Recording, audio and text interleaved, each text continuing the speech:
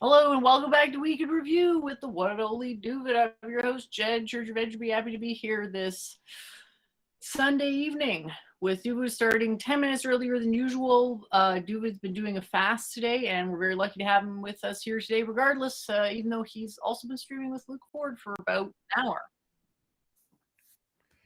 I can hear some audio coming through on your end, but I will pass it over to you for the introductions. Thanks for being here with us this evening, Doovid.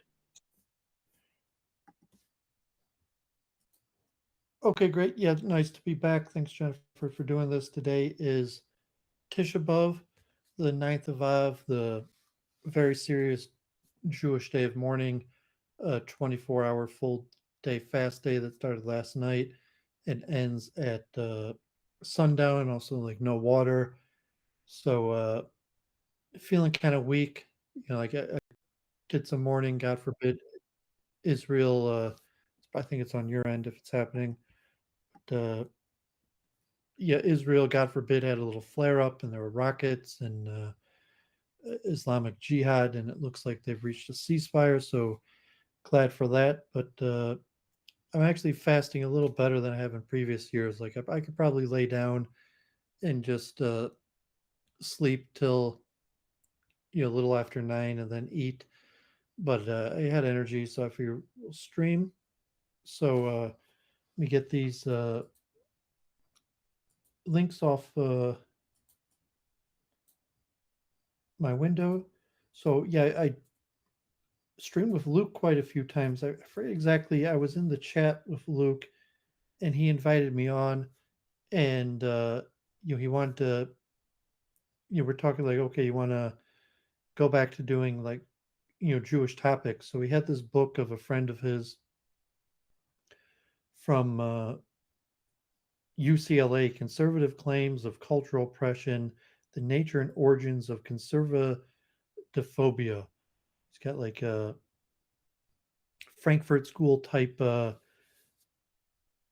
take on things that the left is the right now and the right is the left, and analyzing the claims, are conservatives oppressed? And pretty intellectual. So he's a lawyer. So me and Luke briefly talked about it. We might end up talking more and streaming on that. But I was on Luke's quite a few times this week. God forbid, I also had power outages this week. I'm not sure if you gave me a full screen. Um, so I Sorry about that. I'll fix it. I called in to Charles Moskowitz because I didn't have power on Thursday. God forbid there was a big windstorm, and actually my neighbor from right behind me, um, their tree fell on the power line, and there was quite a bit of damage around the neighborhood. Thank God I had my tree in my backyard finally taken out, but there was a power outage that lasted about 24 hours. God forbid. So I ended up calling into Luke from my cell phone both Wednesday and Thursday, and then I called into Charles Moskowitz. We hadn't streamed in a few weeks, and so I spoke to him. Active Inference is back. They have their weekly streams. I didn't sign up for it. Like hopefully I'll work together with them, but to see if they have any topic that's particularly interesting. So this week they had um,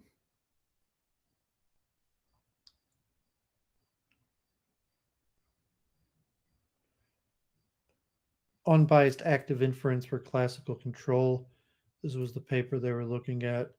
And I mean, they're all interesting, but I'm not sure I had anything to add to it.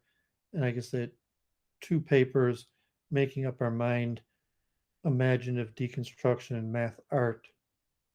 Maybe that's something else. It's also something active inference. Maybe that's a different thing. But so I'm still following them. Maybe I'll work together with them. This was an interesting article in the New York Times. Jennifer shared this with me. Roger Penrose and Stuart Hamroff were on Brian Keating.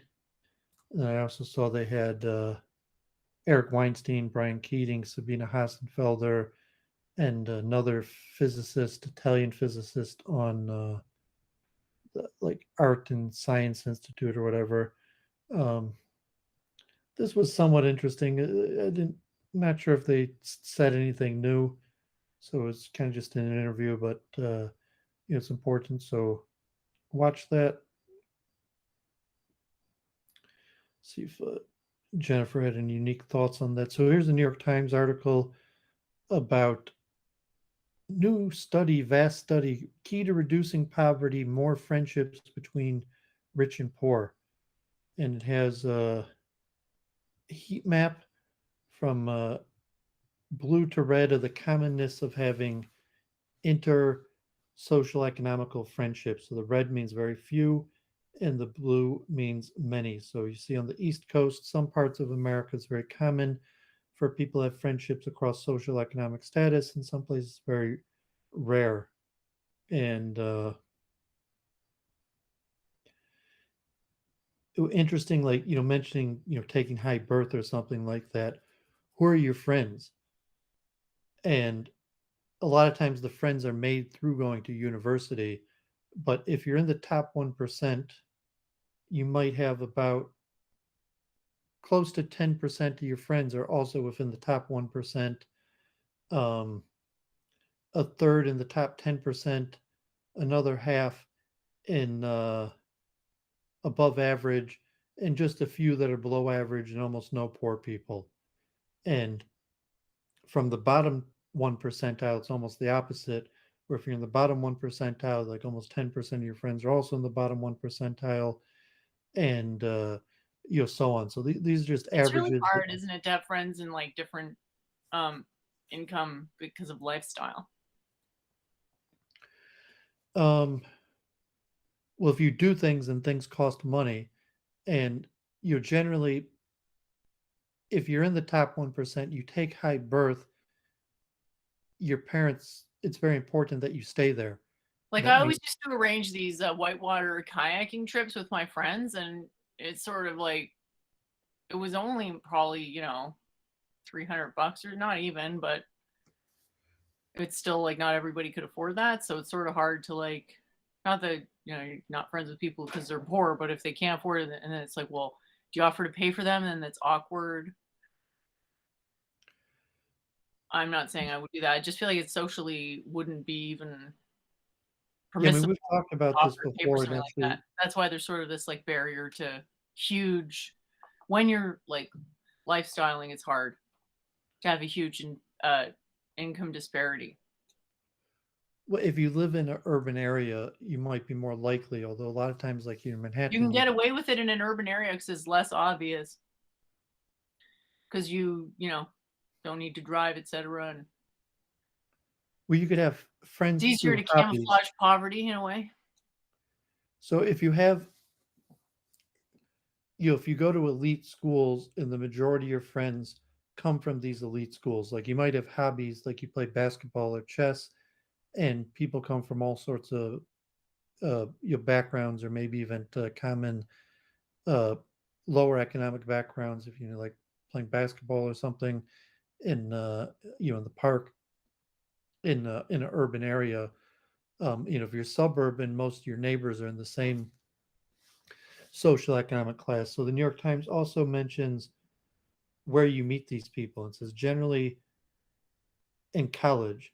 So if you're in the top percentile, you meet your fellow richer friends in college, and you might have segregation through university.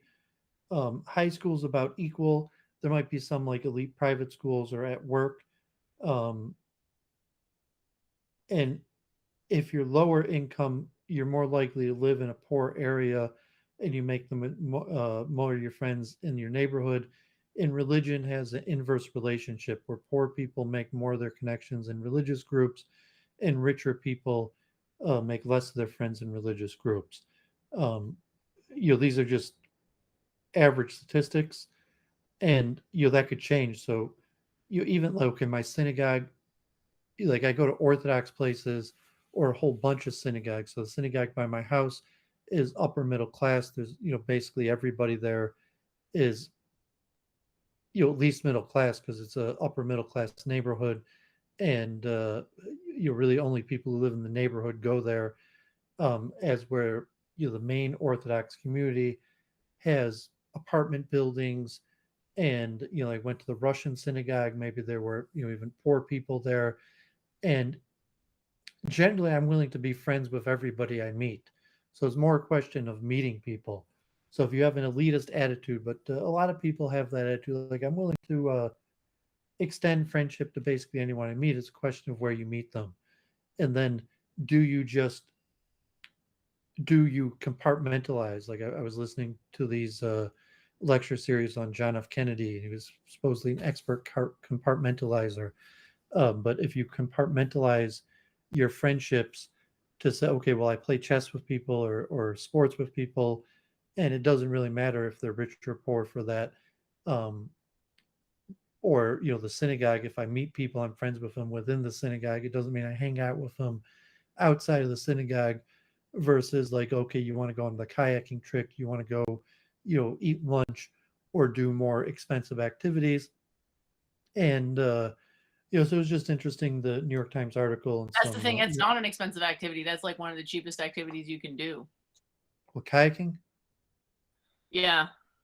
No, I mean it's more expensive than like basketball or For a chess. weekend trip. Yeah, it's more expensive I than mean, if it's a money. weekend trip, you're saying okay, like no, I'm saying so if you're looking at the data here, where top 1% to 90th, 75th, 50th percentile. So if you're below the 50th percentile, chances are you don't have excess money, like if to go on vacation like that, and you might have regular responsibilities that make it difficult, and you may be living paycheck to paycheck.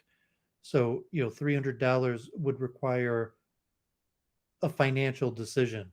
Yeah, So it's I a mean, time consideration as well. Not everybody can take a weekend off. yeah, but I mean, if you're talking about 50% of the population will probably have a difficulty decision like $300 for a weekend. And so if you're in the top 10%, that will $300 is cheap. It's like, oh, you want to go to Europe, you want to go to Vail, you go skiing for the weekend, it's going to cost a few $1,000s. But $300, it's cheaper, but if you only make $300 a week, that's a week's salary, and a decent amount of people are basically have no savings and live paycheck to paycheck. So it just how well do you understand the economic situation? And I said if you're in an urban area and you go to the chess club or the basketball court, and urban areas, maybe there's a larger conglomeration of poor people where you'd have to consider, and you might be willing to hook people up if you have better economic situation. And then, as I said, it's compartmentalization, because usually you meet friends within activities. So if you're playing chess and you start talking to people and you realize that this person doesn't have excess money and this person does, and you try to invite the person who could afford it on the kayaking trip is the person you can't, or you just keep things separate. Saying like, no, like why would I invite my chess playing friend on the kayaking trip or something like that. But so it's an interesting take. And I've shown other data about there is movement between the groups. So Veritasium, I've been sharing this for a while. Um, did a lecture on the 4 things it takes to be an expert, and mentioned chess studies, mentioned the Chase and Simon, and he didn't really talk much. He talked a little bit about chunking theory, but he mentioned the Chase and Simon and Andres Ericsson and the 10,000 hour rule, and this concept of deliberate study. So he says there's 4 things. I forget what according to his, 4 things, but it's practice, repetition, and then he discusses the nature of the deliberate study and the question of talent. So, pretty good lecture. Quick video compendium on that. Check that out. I've been doing more research on my identity. I have like 12 pages of notes now, and I finished the Oxford Handbook of Identity, and I have here the Handbook of Identity Theory and Research. 1,000-page book, 200 pages left. I have more, but I'll probably be near ready to have done, semi-exhaustive research on all the main theories of identity currently out there. So maybe towards the end of this week, I'll be able to start writing my essay, although it might be another week. Maybe I'll stream about it. So hopefully I'll finish up and we'll see about this. A lot of research, really deep topic. Here in Israeli research, a theory of cultural value orientations, explication and applications on the question of value. So, for identity, you have personality traits, and then you have values. And so he studied 7 different cultures, and he claims that there's 10 largely universal values that people recognize or might have in relative traits like um,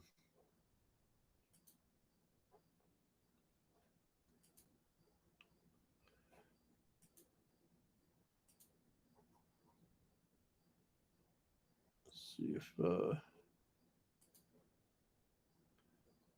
For some reason, 7 it's having trouble. Did you change the frame rate again? Is there any no, chance? No, okay.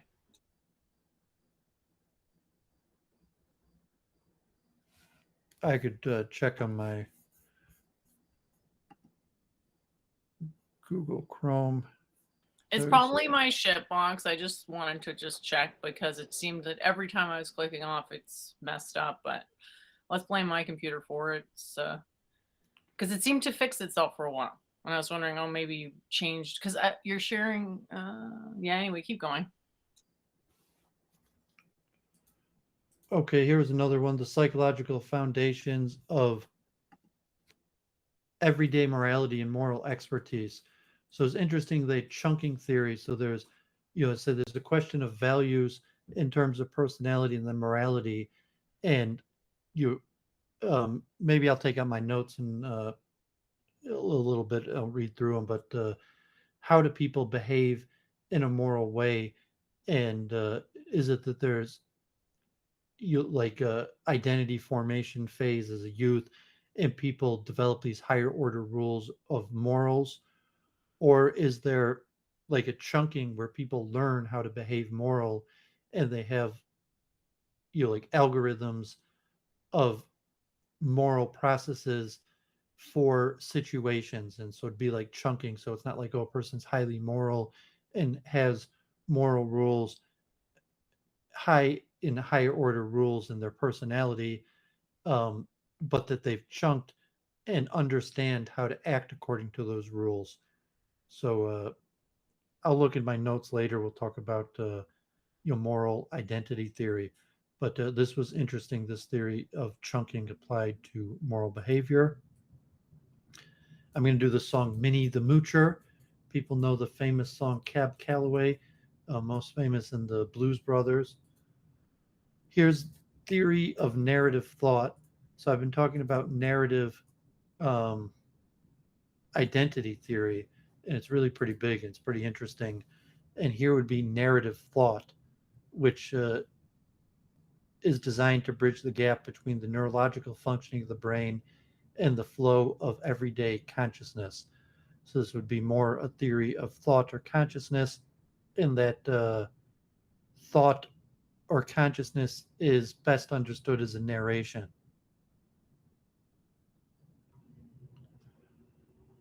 So just thought that was minorly interesting. Here's this random science video um, up in Atom, and she had a video on why pure information gives off heat, and your answer is basically because of entropy.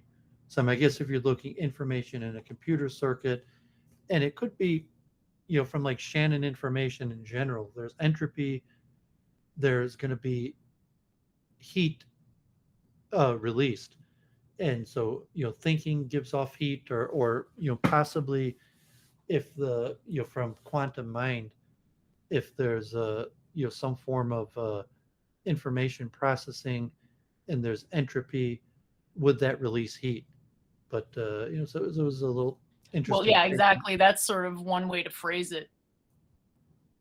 The fundamental, like, universal question kind of thing, informationally, cleanly. It was an interesting way of looking at it.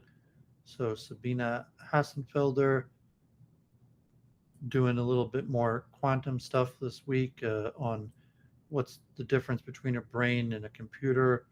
That was from last week, and now another one, counterfactual quantum uh, computation, is really weird.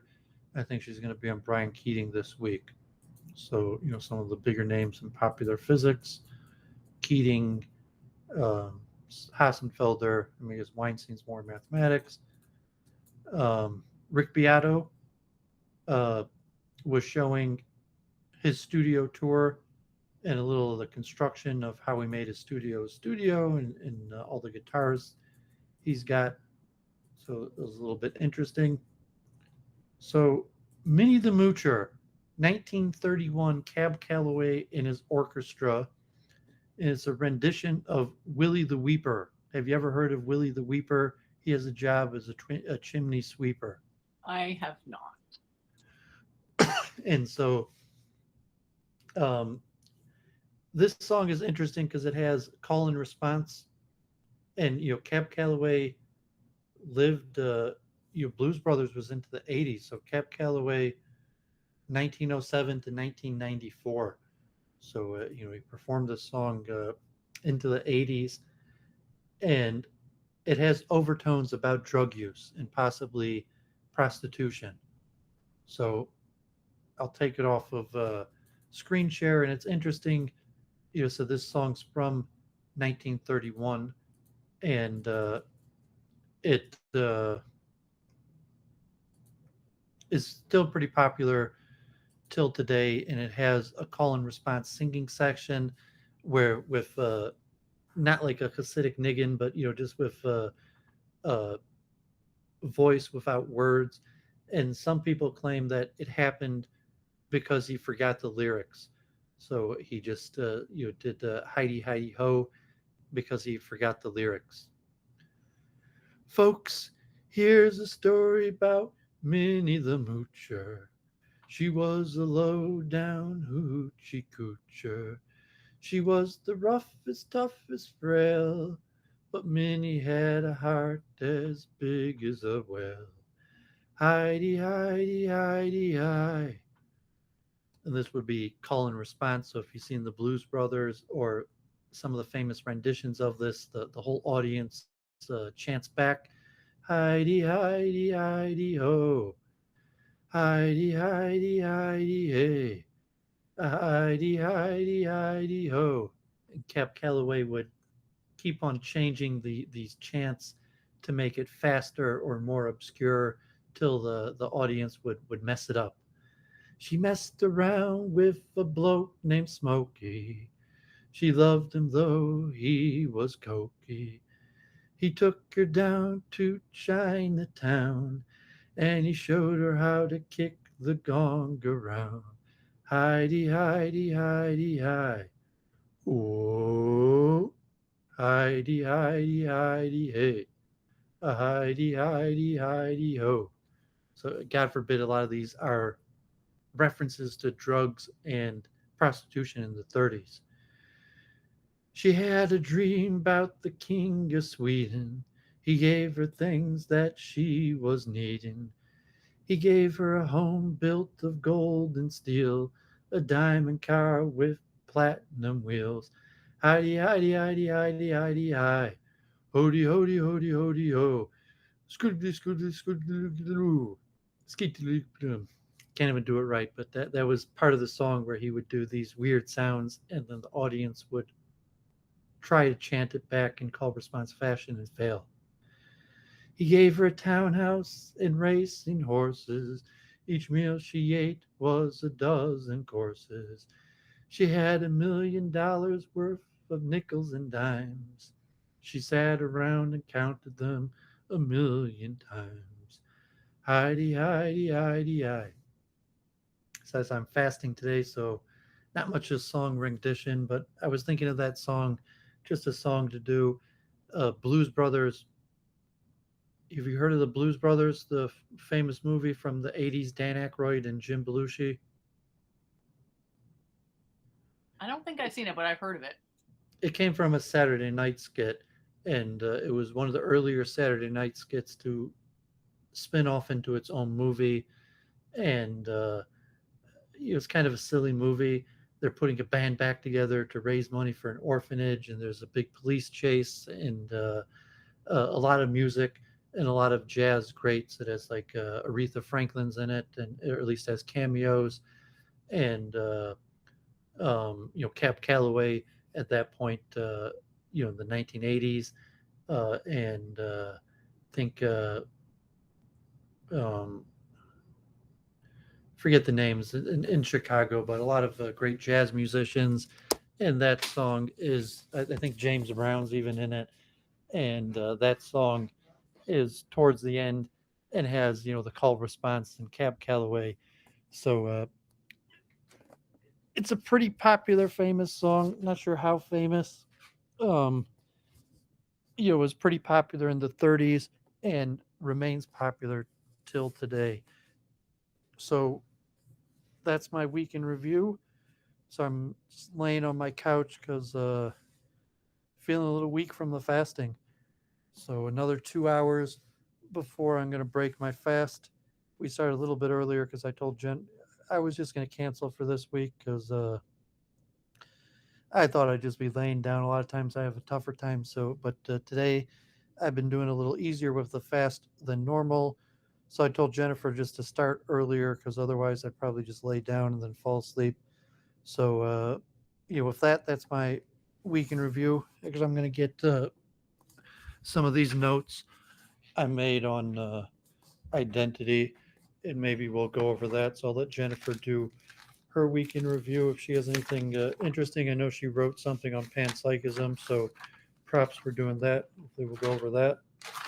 Thanks. Well, I'm sad to say there was some friction with some people, and Is it on Discord or did you join some streams? on Discord, this QRI thing. So the first problem was fucking asshole Artem, piece of shit. I'm enlightened, fake poser, fucking God feed my forbid. ego, sack of shit. You know, the cliche type. This isn't the philosophical plebeians, or is this something else? No, this is something else. Unofficial. Whoa!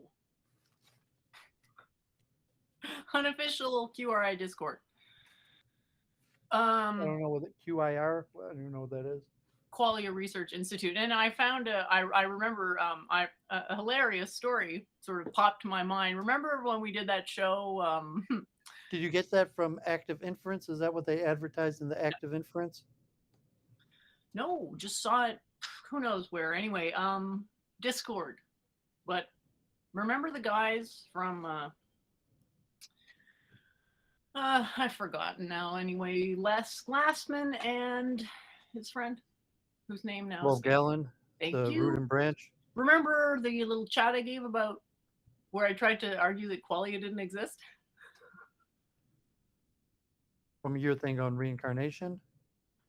I believe I actually tried to format an argument against qualia. In your...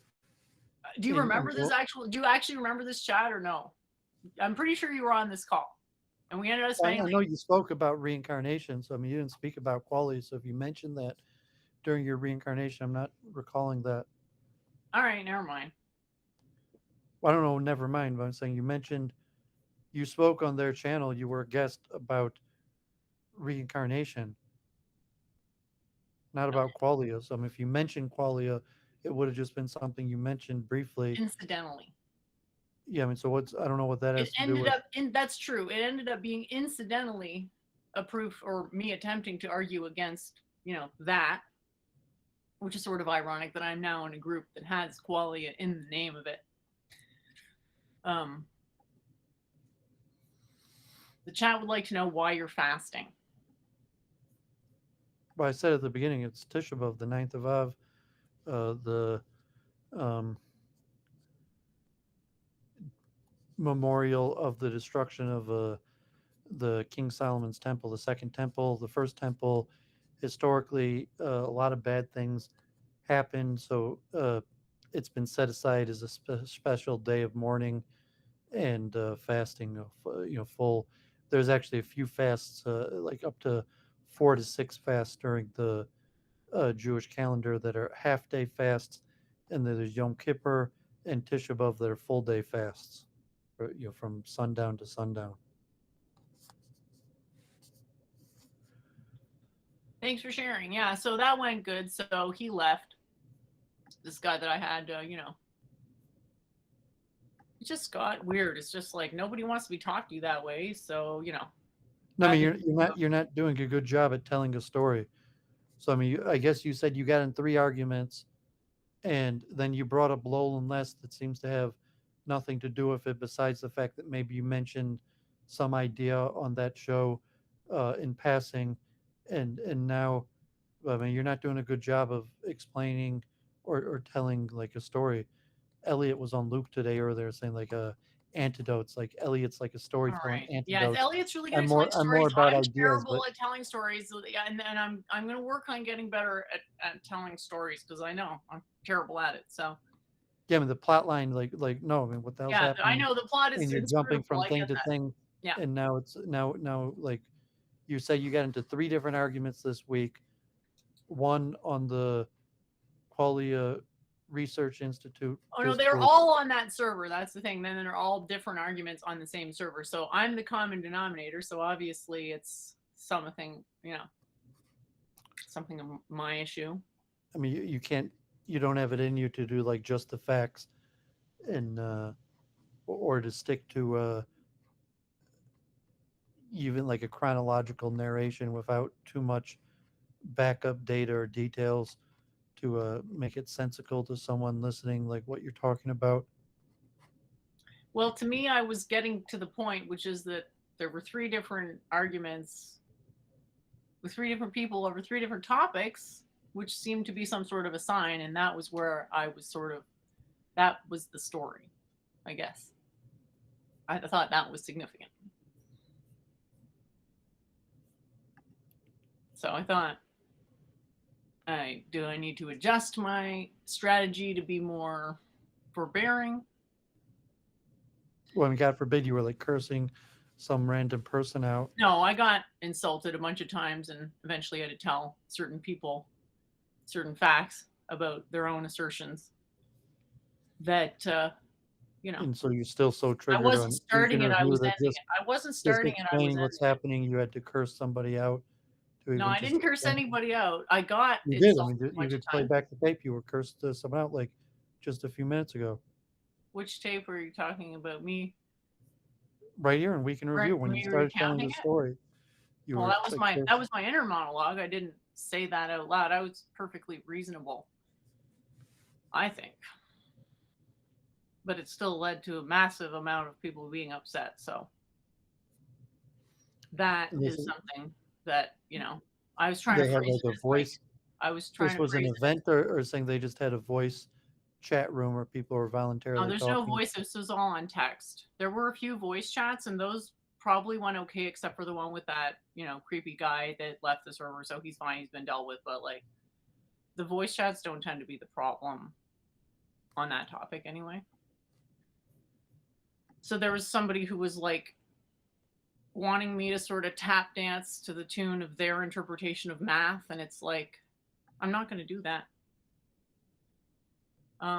So it's a kind of a question of like, how much of a duty of obligation do I have to like justify my explanations due to my propensity for simply making fact assertions, due to my experience with people simply not being persuaded by any type of strategic reasoning on any type of statistical basis. So that's about it. And working on hopefully something good. They're basically tried to frame it as you have to make a trade-off between perceived accuracy and actual accuracy. And you're always going to be making a trade off of some sort, because when you're maximizing actual accuracy, it's just most people just don't want to do that. So you're going to miss most people to truly optimize. So that in itself is its own non-optimization. If it doesn't apply to hardly anybody, it's like, great, there's something like three people enjoy. That's an exaggeration, but you see what I'm saying. So there's other considerations than just that. That's the point. So yeah, it's kind of a pick your battles thing. I'm just sort of looking at, like, just wanted to put it out there. Still kind of thinking it out. Because I don't want to come in and say, like, well, here's my like Indian epistemological framework, you have to follow it. But on the same token, the chances of me changing the order in which I invoke pramanas in my reasoning process, I mean, perhaps the order could be changed, but the pramanas themselves would be hard to imagine how I would stop accepting pramanas. So I don't feel like I can go into that stuff too much there. So I'm kind of, I guess, asking for input as to where I should draw the line. And I guess I don't want to come off as like being willing to just do whatever people say, but also being willing to entertain reasonable questions. Well, I mean, you don't want to. I mean, And speaking of picking your battles, so the person arguing with Doovid in the chat, like, yeah, pick your battles was sort of designed for this exact instant. Sorry, go ahead. yeah, I mean, I mean, if you're joining a server to have conversations, and usually there's a venue, so if you're fitting that you you say it's not about you and self advancement, and so if it is about you and self advancing your ideas, but if it's not, then you should try to be topical. And I think I DM'd you about that, where you focus on what consciousness does, and without necessarily going into its origins or causes, like I was saying, from dualism. So if I have a dualist understanding, I still say in neutral terms what consciousness does. And if you're in a place where the axioms are different than yours, uh, you don't have to make it a constant argument about the axioms. So you either, if you can converse based on their axioms, or frame what you're trying to say in some sort of neutral way. Otherwise, you come out as like preachy. Especially if you don't have the home court advantage, where they're like, no, I mean, like we're not interested in you trying to convert us to your ideas here. If you have something to add uh, for the research, please do it. But if it's necessary for you to like try to convert us in order to do that, then you probably no one's going to be interested. And so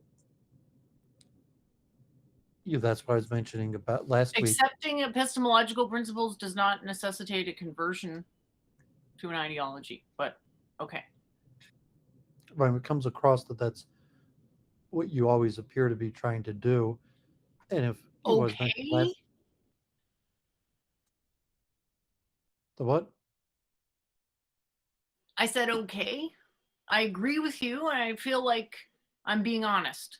And I could try to dress it up, but then I'm being less honest. But I mean, I'm not doing this with the hope that people subscribe to my religion. Every new person joining my religion is a new liability for everybody else who's already in it. Liabilities, those suck. Yeah, but that's why I was mentioning last week your tendency to So I don't want to your have to go into a big explanation. Just because you need to accept some principles doesn't mean I want you to convert to a religion. Actually, I really don't want you to convert to a religion, because it's a huge burden on me to have to deal with that. But at the same time, if you don't accept these principles, then you're going to have some sort of a bottleneck to knowledge. Like, how do I don't know how I can possibly put that in a short form. yeah, I mean, definitely anyone cares for that someone would have to come to you. Unless someone comes to you, you're seeking a system, it's unlikely people are interested in that. So if you have ideas that could be expressed So I neutral think to it's a your, mistake to ascribe what people are looking for. That sort of implies they know their own desires, which is maybe a fallacy. yeah, but I'm saying that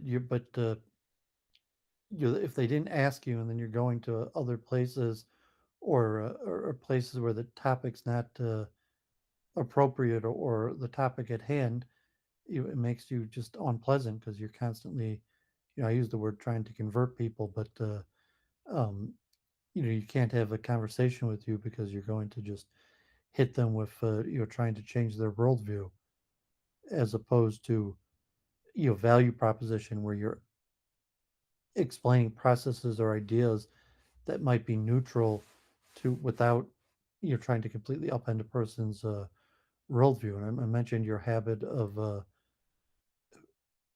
your infinite regresses around definitions, and it was you mentioned the candidate moves and analysis trees where you It's just a focus problem on. because I refuse to look away from a problem that everybody else agrees isn't a problem, but it is a problem. And I'm saying I get that it's a problem. I get people want to pretend it's not a problem. You're going to have a trade-off where you make that distinction.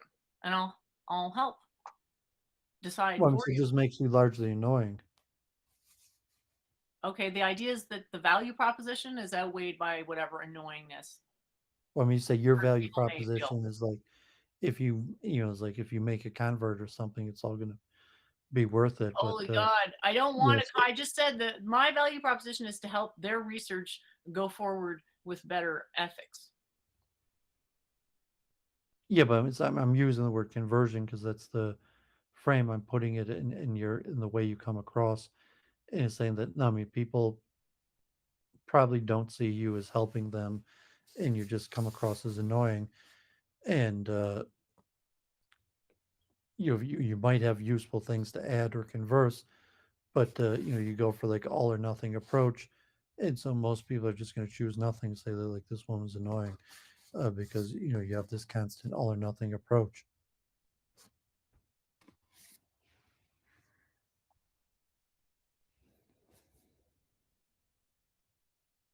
Okay. And you're saying that's just who you are. You can't help it. You're going to be like that. Say, well, most people are just going to find you annoying. And you're going to constantly have conflict, and the majority of people are going to go with nothing. If you have your all or nothing strategy, majority of people are going to prefer nothing. Isn't that the way it always is, though? No, you could have um, a trade off of useful pieces of information, that you neutral to the larger worldview or value system that you have, processes or information that's useful that doesn't necessitate a complete paradigm shift. So if you're always going for like the touchdown, the paradigm shift, and you rarely make the touchdown, you're just annoying, as opposed to talking about processes or single items that the person could benefit without needing for you to shift their whole paradigm.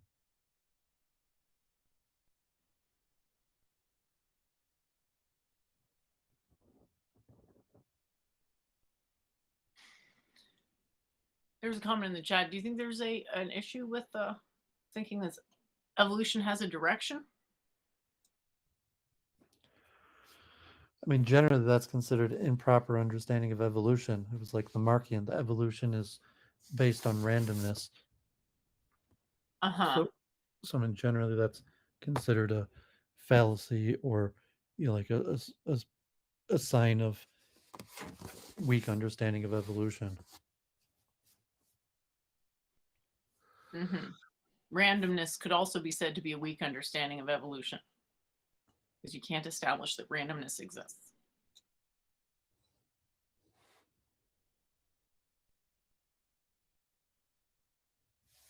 But yeah. I think it is reasonable to assume there is a direction to evolution, and that's greater efficiency of digestion. That is for sure. There's a direction in that sense. And there's a domain adaptation that's non-reversible. So to me, that makes sense to call that a devolution because it evolves and then it adapts, and it adapts sort of in a different direction than it evolved. But if that word is, unflattering, there's still multiple pathways in the sense that, like, the jump from a cell to multiple cells to like a simple sort of, ambulating animal, that's not something that evolution as it stands even claims to understand. So it does come across a bit odd to make absolutist claims about evolution.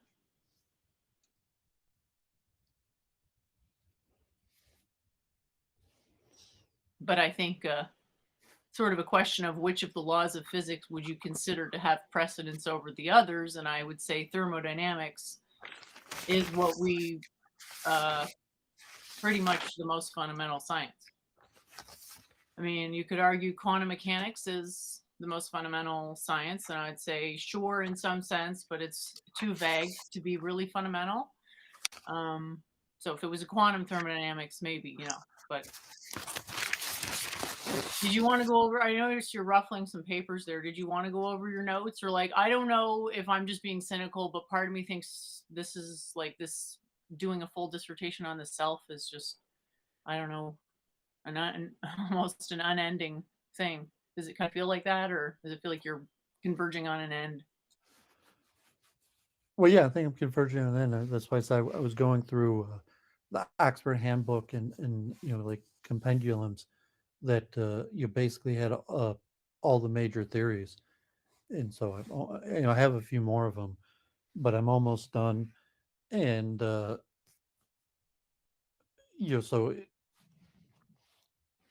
I mean, it's not ending, but it's saying like, no, I'm gonna finish up this week at least the part of my research through make an essay.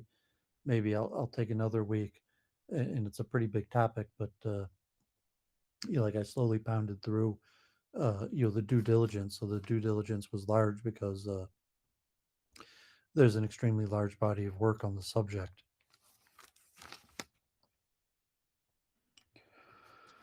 So Well, as a concept, it's gigantic. I just don't see how words could encompass it, but it'll be interesting nonetheless. yeah, so here there's family identity, and so 1951, Lewin was one of the first thinkers, like even Erickson, on family identity, and you could understand the family as a simply group, as in terms of any group identity. And so Lewin defined the family as a dynamic whole. It's whole that it's different from the sum total of its members, but it's dynamic, that its importance, interdependence, and connectedness to one another. And he had something called field theory that has the relationships between the parts and the wholes. And so post Lewin, um, there was a dissatisfaction with just looking at the family as a small group, like other different groups. And so there were two large differences between the family group and other groups. It was called a functional dimension, um, efficiency and productivity, development of its members, and development of a family as an entity onto itself, in a temporal dimension. Unlike most groups that are short term, family uh, always has a past, present, and future. And to differentiate families from other groups, there's family systems theory. A family as a whole, irreducible uh, features that exist only when its components interact with subsystems. And so recently there's a whole bunch of theories. So there's a relational symbolic model that has distinctive characteristics both of a family as a system and subsystems. The organization, the family organized system with internal hierarchy that permeates its relationships particularly intergenerational relationships. The primary is the family relationship binds people together over time, even without awareness, refers to what has been established implicit or explicitly with regards to values, meanings, rituals, and role assignment. And regular interaction, ordinary exchange between family members, family identity, the true nature, family potential, realization, which represents the best fulfillment it is capable of, and symbolic dimension, qualities make family bond properly human, function well. So Erickson focused the family main distinctive attributes were trust and hope. There's also relational, symbolic model or effective and ethical identity belonging to a specific family. So the family identities, I'm part of a specific family and specific role identity in different family subsystems. So not only, I'm a Kelton, I'm a member of, the son of my parents, but I also have specific roles like, okay, I'm a son, I'm a brother, but within my own family system, I'll have specific role assignments as mutual differentiation process. So, the process of becoming an adult and differentiating yourself from the family. So it's a dialectic process of individuals and families freeing themselves from each other and removing emotionally uh, emotional relations. So that was, so the identity is a very big issue. So that was, question about the family identity. So James had your material, social, and spiritual identity in the family from the William James perspective is considered part of your material identity and is a pretty integral part of a person's identity.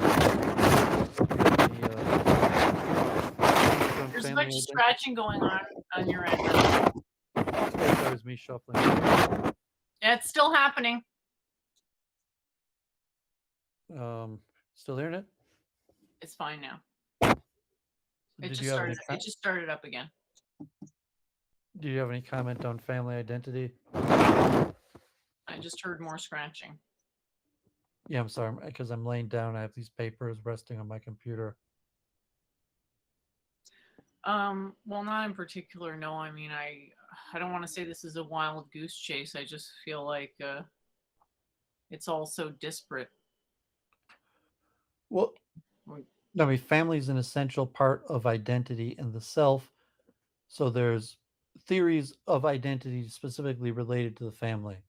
So as I was going over it, and I'm not sure how I'll put this in my essay or if I'll do it all these aspects of identity. But just like self, there's self-esteem, self-control, self-confidence. So identity, there's family identity, and so there's occupational identity, um, which is simple, like family identity. It's a group identity, but occupational identity is more social identity. It's something that a person, to some extent, chooses. So occupational identity is clear, stable, and coherent picture of one's career goals. Holland, 1985, had the personal environment fit theory of um, adolescence. There's increasing differentiation among preferred activities, interests, competencies, and values. So that was the Erickson model of the identity crisis moving into an adult from adolescence, and a large part of identity moving from adolescence to adult is a career. Marcia, the big theorist after Erickson, with the identity statuses, um, you're dealing with salient identity issues characterized by exploration and decision making, crisis, and personal investment and commitment. That at some point, the occupation becomes more and more salient as part of someone's identity. Achievement, strong commitment to self chosen occupational goals and values acquired through occupational exploration.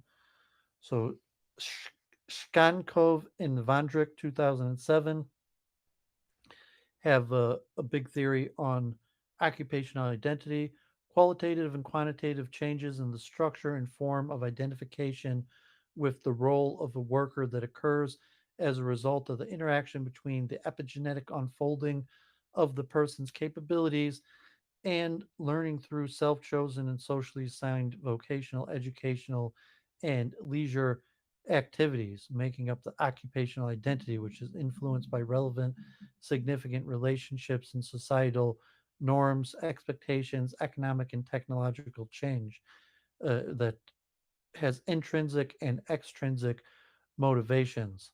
Occupational identity is agency, control over career development. Principal cognitive structures controls the simulation and integration of self, and occupational knowledge allows logical and systemic career decisions. Earlier research, social identity theory, which was the main theory of group theory going back to Teifel and Turner. Social identity, individual knowledge of belonging to certain social groups together with some emotional value significance to group membership. Group membership is internalized, fundamental contribution to sense of self. Self categorizations, a self a member of class or category of stimuli, and there's a depersonalization, self stereotyping, where the self is perceived categorically interchangeable with other in group members. So, this Teifel's general social identity theory is general to all group identity, but just relating to occupational identity. Um, Occupational identity is enabling like material identity, achieved identity, acquisition, ownership, consumption of material goods. So I said these are important aspects of a person's sense of self, their family, and their occupation. For my research, occupational identity is important because it relates to expertise. And expertise is an extension of self. So, your occupational identity going through like the Marcia Erickson Marcia, where you have exploration and commitment. So when a person forms their identity, there's possible identities, and the person explores possible identities and then makes commitments. And so expertise would also have something like that, where it'd be exploration, like maybe I could be good at this, and then there'd be commitment to spending effort and time and studying. And so expertise for like a hobby, but main expertise is for occupation and even related to educational identity.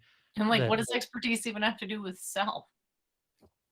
Like, it's about expertise is domain specific knowledge. Customs seems to do almost nothing with self.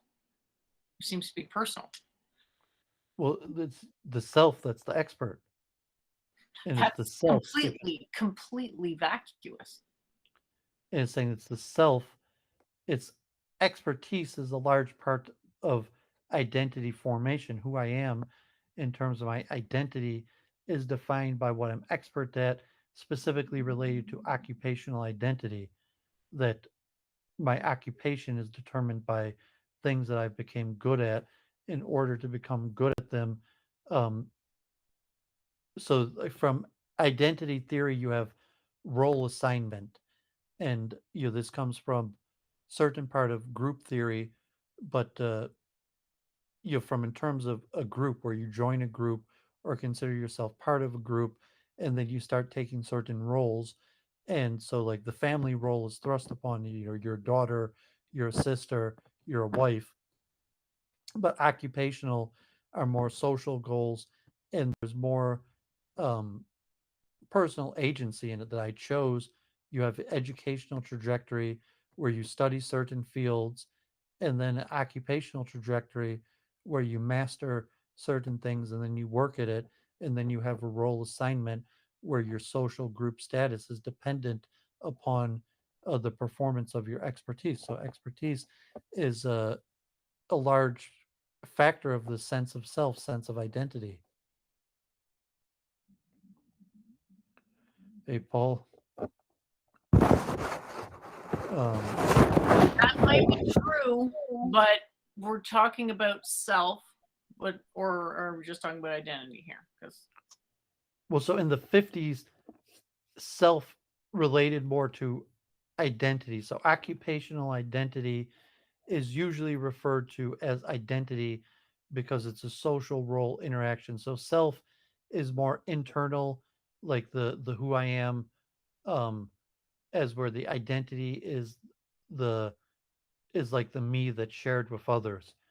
So your true sense of self, who you really are, as opposed to your identity, how you are interact in the roles that you have with others. So if you look at it like occupation might not have that much to do with self. You could understand in some ways it's related to self concept, self esteem, self worth, but it's more related to identity because your occupation is a role that you play in society. It's a group that you form with others. And say expertise is something that's acquired through work. It's not something necessarily intrinsic apart about the person, like self. Sort of say that identity is acquired as opposed to self might be intrinsic. that's a good way to put it. That's why talking about a self in an article is kind of it's hard, harder than it seems like it might be at the beginning. Which Well, so is it's why I was wondering if you were gonna it's a finish it because psycho you always impress me with your ability to write. So I'm excited to see how it turns out. it's a psychosocial relationship where the person has your role assignment, group identity, and then they have introspection with their self. So what they don't share are personal thoughts and then the roles that we play. So there'd be some interconnection between the self and identity, and for its occupation and expertise in relation to the Marcia's understanding of exploration and commitment. That the self is the self that has agency over identity and determines what to explore, which is limited by social factors, and then has agency over what you commit to. So, at some point as a Yeah, and then adolescent, how do you establish what has agency over you commit to? You end up in this regress with the external and the internal, and then that's what's called psychosocial. So as an adolescent, you had possibilities that you explored and then you committed to some of those possibilities, and those commitments eventually became roles. And once they became roles, to some extent the identity becomes yourself. Like, okay, you decided to, like when you're in high school, maybe you were taking a physics class, you explored various things, and then you committed to getting a degree and dedicating years of your life to physics, and then you explored career possibilities, and you committed to working in a specific field and many years, and that led to role assignment, and it becomes internalized, that eventually it becomes part of yourself. So like physicist was a role exploration and then commitment, and at some point it becomes internalized to yourself. Some of these are just theories, models of models. That's why I'm going over them, and that's why I went over separate, like family identity and occupational identity. I don't know if you're disagreeing with that, and so I'm just doing the due diligence of the main understandings on the market right now for and so if you're a psychologist or a therapist, this is one of the big things you talk to people about: their family relations and their occupational relations. Where like I'm thinking of switching careers, and you're saying, well, like so you have exploration and commitment, and so if and your role identity, and say, okay, because you've taken this as a career, you've joined these groups, and you've assigned these roles to yourself, and it's affected your personality and has internalized into yourself. Yeah, the question is, where does it begin? Where does the self-ordering principle begin? Why do we say myself and not just self? And that's just like not inside language to talk about. So Well, we I'm not talk saying identity formation. So your identity is formed if it's. I mean, I'm not talking narrative identity this week, but if you looked at a narrative identity, how you explained it. So how do you explain who you are today? So you give a narrative, um, but you're saying you explored and you made commitments. You had multiple possibilities, like the Kotov analysis, uh, candidate moves and analysis trees, and you examined the possibilities, and then you committed to certain ones, and that limited the possibilities, and then that became your role in society and your role in terms of interaction with other people.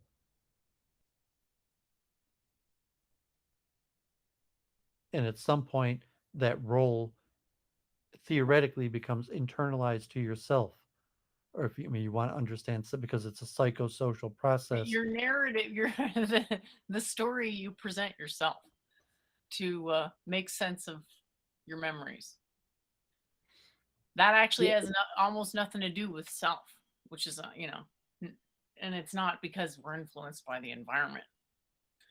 It's because of an impersonalism. Basically, it was like, how do we make coherent self-reference? Is the Well, I answer mean, is that's why I went over, we because don't. like, if you have your own understanding of self, but so self is more vague because it's on the other side of introspection, as opposed to identity is more testable with psychometrics, and identity formation and the choices that people make could be measured, and you could have polling and uh, and uh, and data and measurement, as opposed to self. It's by a psychosocial process, because the self is only attainable through introspection.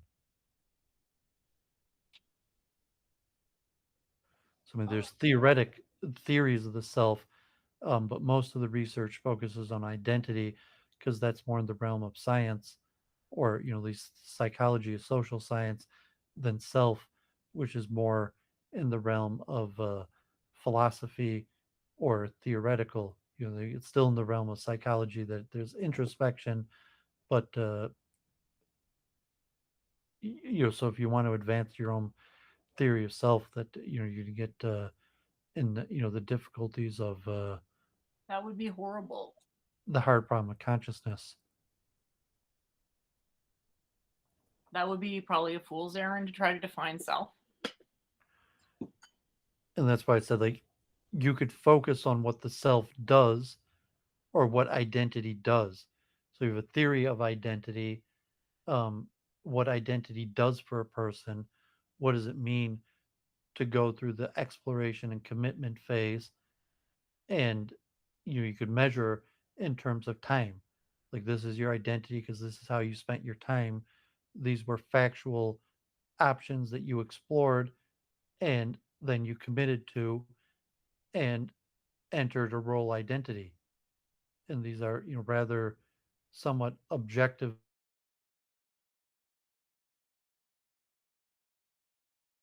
measurements about comparative identity, like, well, this is who I am, who I think I am, how I think I became who I am, versus more objective measurements, like the groups that you join, the clubs that you join, the people you associated with, the results you got on tests, um, the job that you took, the schools that you went to, the subjects that you studied, the books that you read, the fields that you developed expertise in.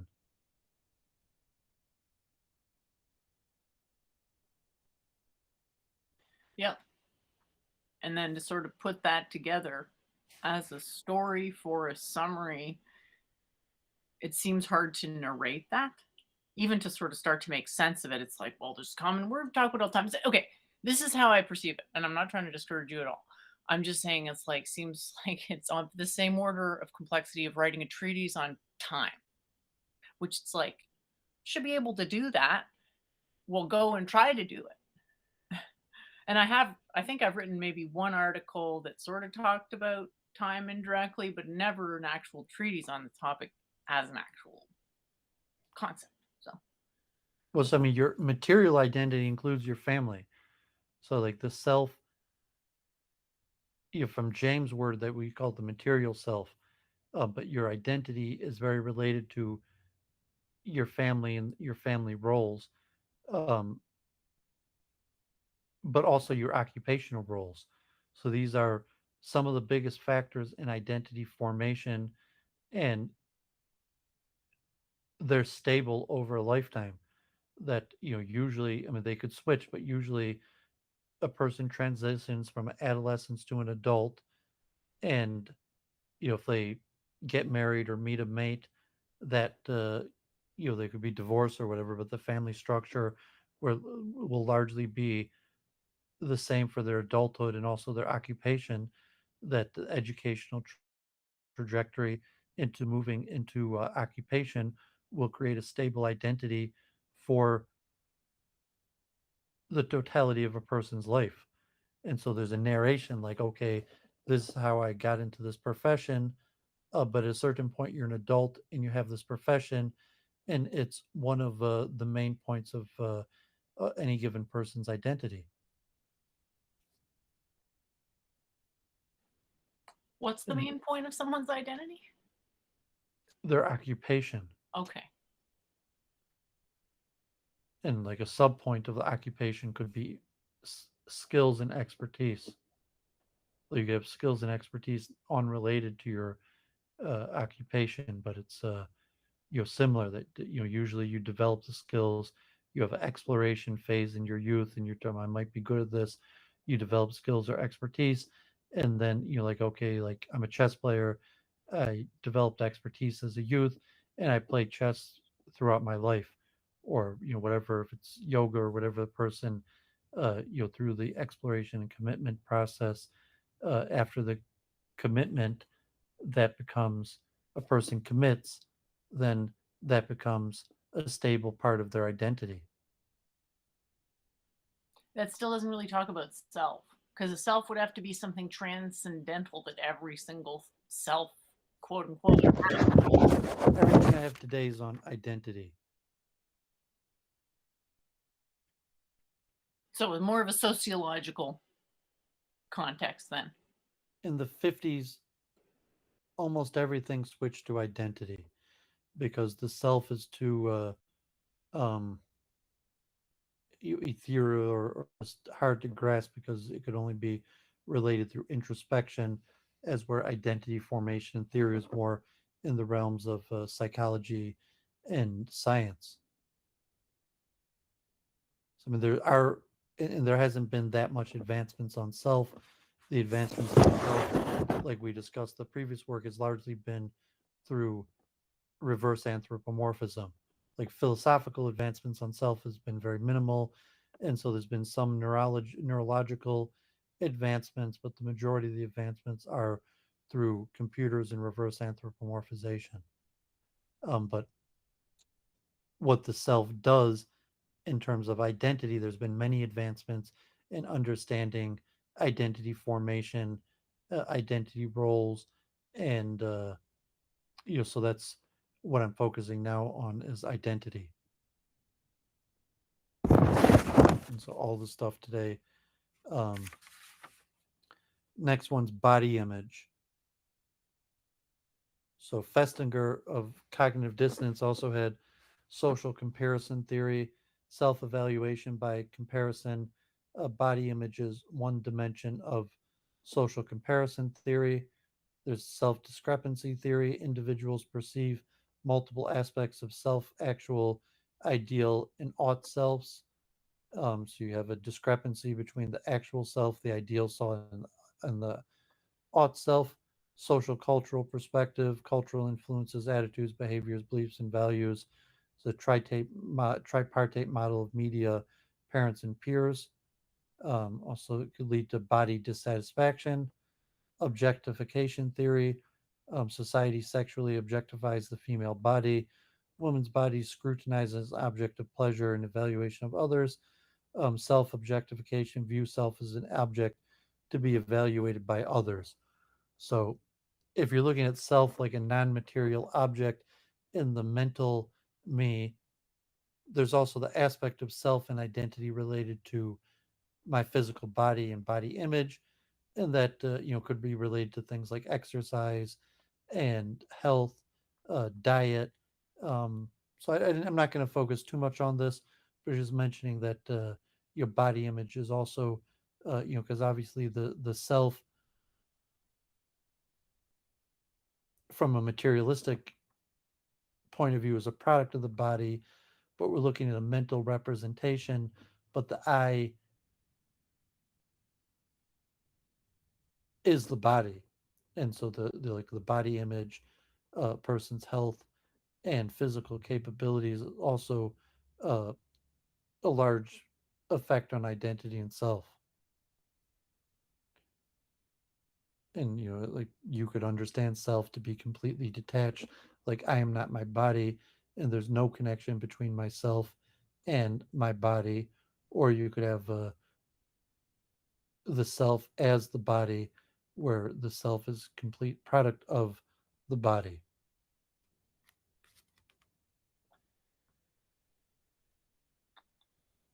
Okay, not sure where that came into it, but all right. Well, I'm just trying to be exhaustive, and so body image is an important part of identity and self. Identity processes, so exploration, commitment, meaning making. I mentioned Marcia, uh, one of the big theorists on identity formation, and largely till today these have been um, tested and theorized and widely accepted, this idea of exploration and commitment. So personality, McAdams and Pell define personality dynamic and developing system, biologically and culturally shaped. Three distinct levels of functionality. There's dispositional traits, characteristic adaptations, and narrative identity. So functioning on the three different levels of the most basic traits are stable disposition, differences in patterns of thought, feeling, and behavior.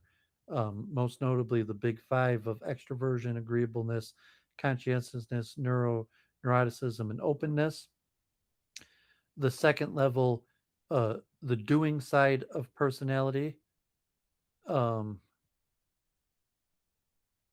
characteristic adaptations, motives, goals, plans, strategies, values, virtues, schemas, self images, mental representations of significant others, developmental tasks, motivational, social, cognitive, and developmental concerns. So the level one basic tenets, transcendent of context, like a personality um, is transcendent of context, as where the level two is manifested within specific roles, context, and domains in which identity becomes invested through processes of exploration and commitment. And the third level of the narrative identity, fully merged in task of lifelong narrative and coherent, meaningful, self defining life story, autobiographical reasoning, and another term, adjustment trajectory, well adjusted functioning in society, competence, emotional stability, and well being, maturity trajectory, cognitive complexity, personal growth, emotional awareness, and wisdom.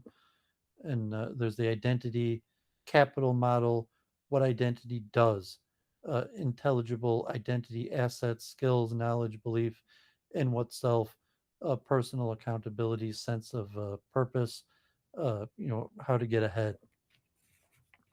So that was a little more just on personality and the McAdams and narrative identity, putting it into your personality traits that are these overarching factors that influence a person in all contexts. And then you have lesser things that are situational, like motivational values that may not be overarching to influence a person in all contexts. And then you have the third level of the narrative.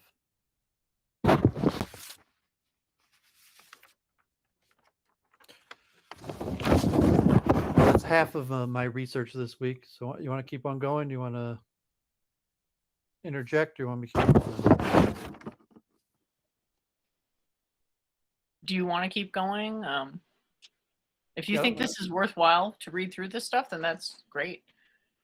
yeah, yeah. I mean, I this find is- it hard to follow sometimes the theme, but I understand it's just a summary of stuff you've read, so there isn't necessarily going to be a unified theme. It's more just a recap of other stuff. Like it's a historical review. Yeah, Like and how to frame a Doovidian writing is like a high information density historical review type thing. well, I have 12 pages of notes, and Would you agree with that characterization though? say it again.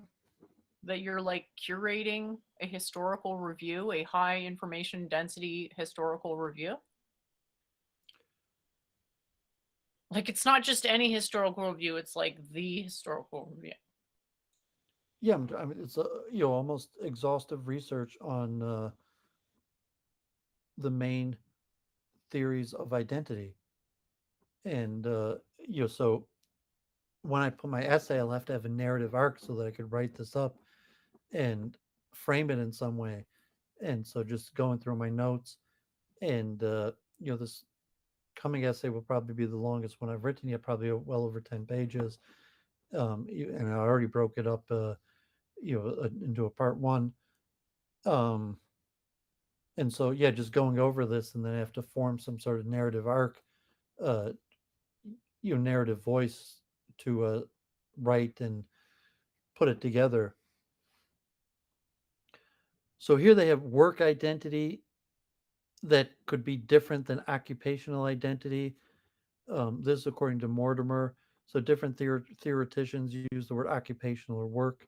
So it's a role identity, self-conception, anticipating, learning, carrying out behavior oriented towards fulfillment or role expectations are usually accompanied by shifts in identity such that one very one's very self-concept becomes linked to role. Identity reference character traits linked to role related behavior. Occupational identity, conscious awareness of oneself as a worker, represents complex structure of meaning which individual links motivation and conceptions with acceptable career role. So the job, lack of long term perspective and sense of uniqueness, along with passive adoption of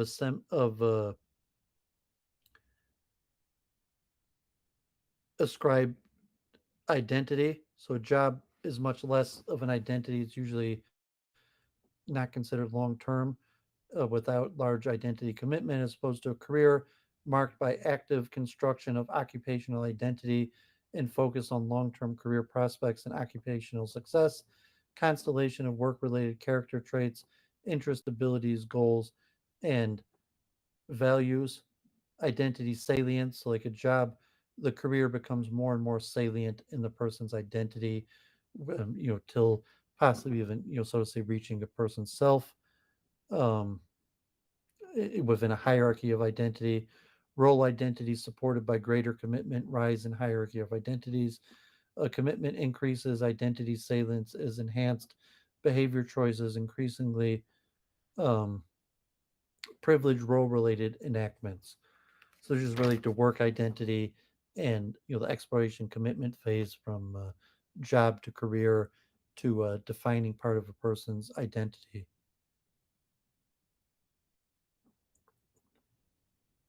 Developmental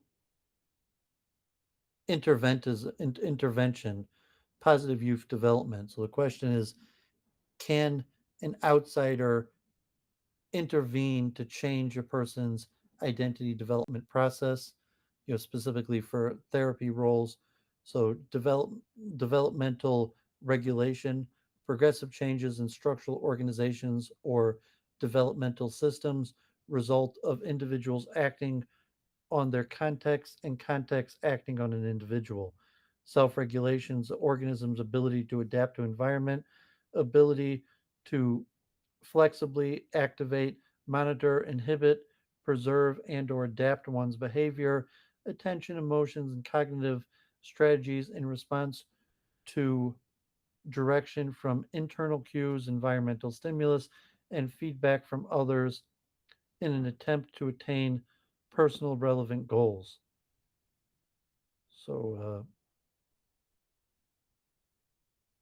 intentional self regulation, contextualize actions that are actively aimed towards harmonizing demand in resources and context with personal goals to obtain better functioning and to enhance self development.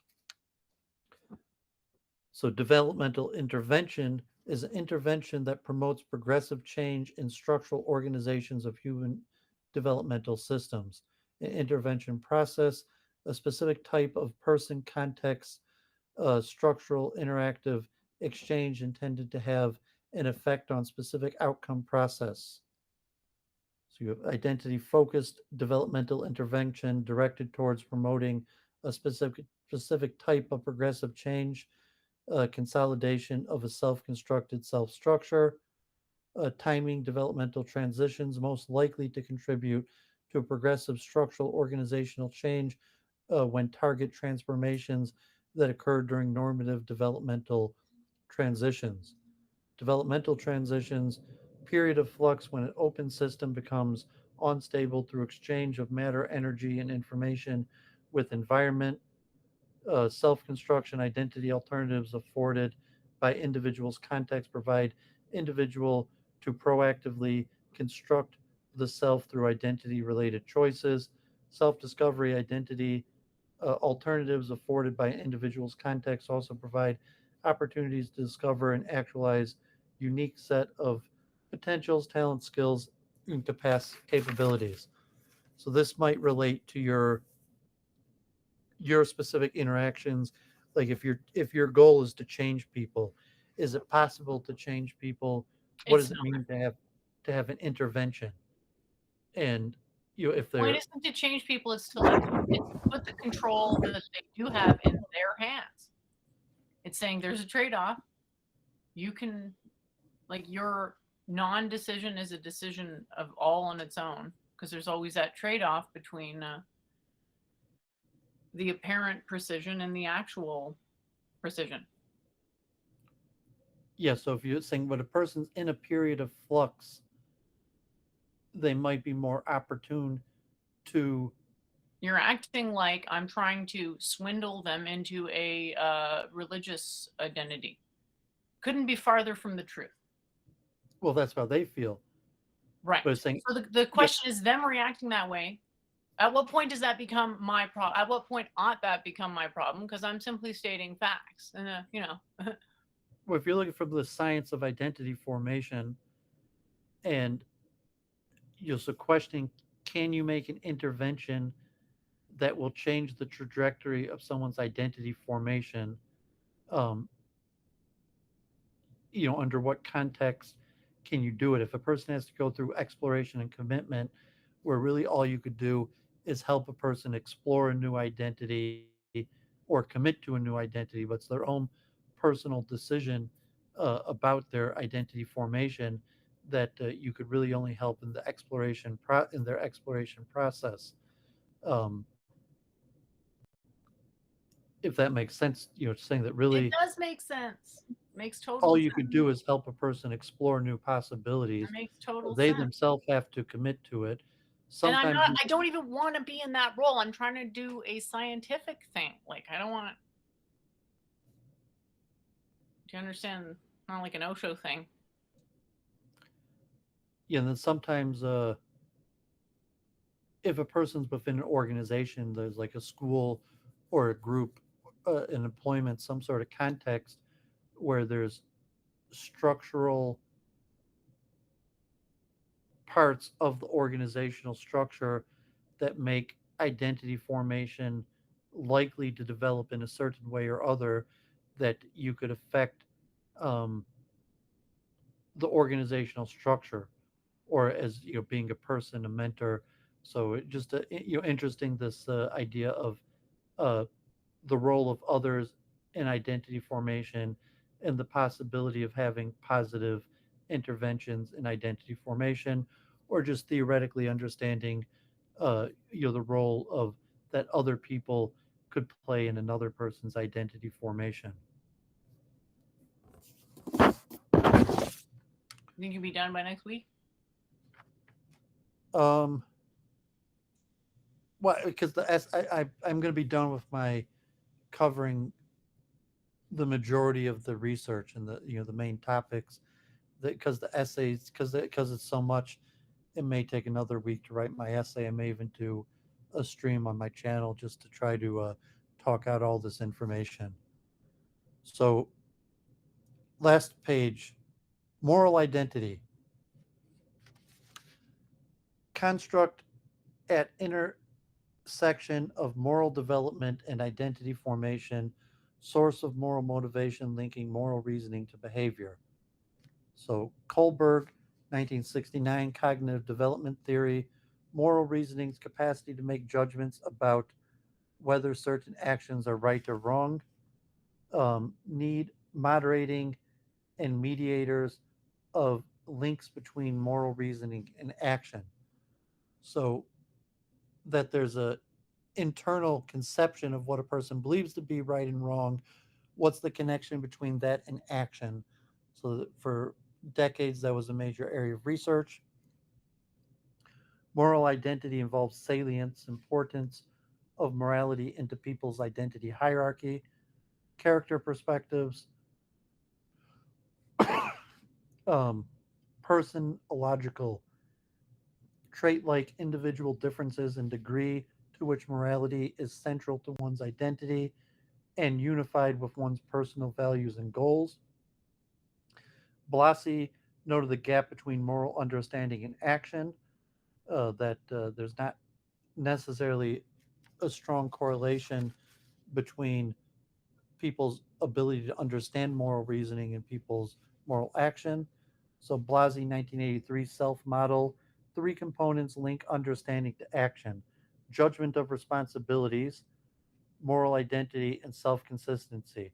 Judgment of responsibility, action is seen as moral, um, but necessary of an individual. Moral identity, certain criteria stem from structure of self, of which there would be individual differences between people, and self consistency, desire to live consistently with self concept. So, in Blasi's identity formation based off Erickson's ego development, people differ both in terms of issues around which we base identity and way we subjectively experience their identity, the identity context and identity structure. As identity matures, more based on internal psychological contents than external.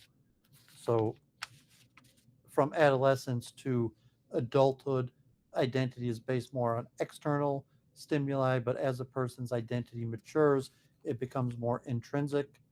1992, Colby and Damon, moral identity, unity between self and moral goals, moral commitments not seen as self denial because self is defined with the moral center.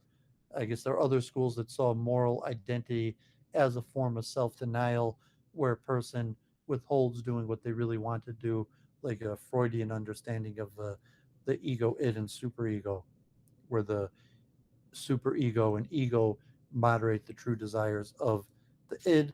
So Colby and Damon have morality being internalized to being what the person really desires. Carlo and Staub, moral identity is altruistic personality. Altruistic personality is a set of other oriented tendencies or traits such as empathy, social responsibility, and moral reasoning, which motivate pro social behaviors and mitigate antisocial behaviors. Um, the narrative moral identity of McAdams and Pratt, essence of moral identity may be extent which moral values themes woven through a fabric of self narrative, so that person is moral in the sense that they could ascribe morality in their own narrative. Social cognitive perspective, personality dynamic system of cognitive affective processes that interact with situational influences of Bandura. Moral identity is a chronically accessible moral schemas. That was the paper I shared at the beginning of moral expertise of accessibility of moral schemas allow individual to be more sensitive to moral aspects of situations and to interpret and respond to situations more quickly in light of moral commitments. Moral identity is that's moral expertise is a form of chunking theory where you can't, the difference between moral reasoning and action is based on chunks so that a person has schemas in their head of possible social situations and how they should act. And therefore, when they're in those situations, because the chunks are already there, they're able to act morally. Moral identity is self important to social identity, social self schema, a relation to group based on role based identity uh, of a status paradigm. And then the last part, values, What was that word? Stasis or statist?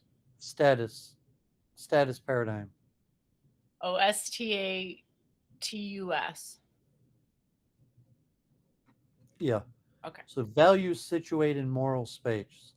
So I mentioned Schwartz, 2004, the 10 universal values uh, in terms of motivational goals, achievement, uh, hedonism, stimulation, self direction, universalism, benevolence, conformity, tradition, security, and power. Spirituality was not consistently found in all cultures, and so these would vary in difference between people, but all peoples recognize these values, but you have different levels of importance to them. Values are cognitive emotional frameworks underlying self perceptions, social interaction, stable properties that allow conceptualizations of self as unified yet structurally enacted with space for change across life course. Symbolic tools that reinforce our experiences of coherence across social and group identities as well as social situations. Values are empirically measurable, a potential to measure moral self over time. Morals, values, consistencies, and moral outlook shape feelings, perceptions, and actions within interactions and as cognitive emotional signposts in novel situations. Repeated observations of actions and consequences contribute to a narrative self understanding that in turn frames future situations. Taylor, 1994, values are hyper goods, meta analytical schemata for adjudicating about social reality, way we decide which of two goods is best. In spiritual identity, um,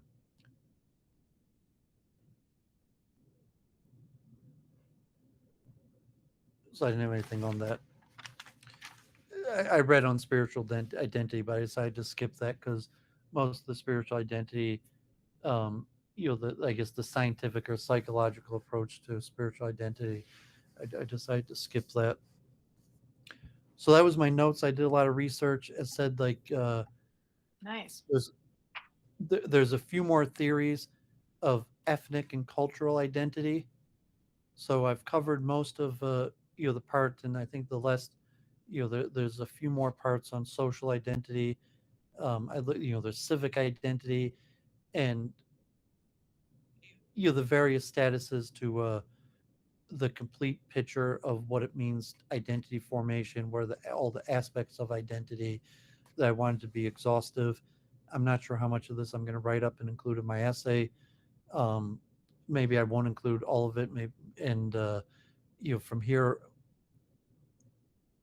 hopefully I'll be able to move into expertise and just to conceptualize expertise as an extension of self or part of identity. I think that so hopefully it'll have been worthwhile for me to have done all Wouldn't this research. expertise be relative to a discipline? to some extent. What is, but it's saying that's it's still an aspect of identity because it goes through the exploration and commitment phase where you explore different disciplines, then commit to a few of which you can develop expertise in, and then the expertise will have for occupational or work, but in terms of group, your expertise has a significant influence on your self-image and overall identity, and things like self-confidence, um, self efficacy. So you have self-confidence, which is just my belief in myself, but self efficacy is my belief in my ability to accomplish something. And so that is expertise. And so there's the identity formation, how you become an expert through the exploration and commitment process that's basically universal in most identity studies, this concept of exploration and commitment, and then the self efficacy of your ability to think that you could accomplish things. That I have a self assessment of my abilities, and then my self efficacy that I think I could get this done. Like I've not just self confidence, like I could write a book, but I have a self efficacy where I know the skills that I have acquired, and I have ability to create my own roadmap to accomplish goals.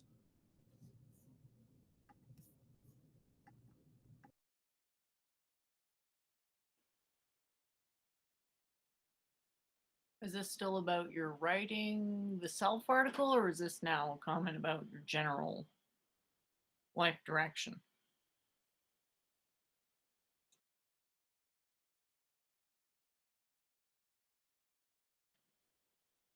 You're muted, sorry. You're just muted there. I muted myself because I had to cough it, but yeah. So I'm going to mention it briefly in the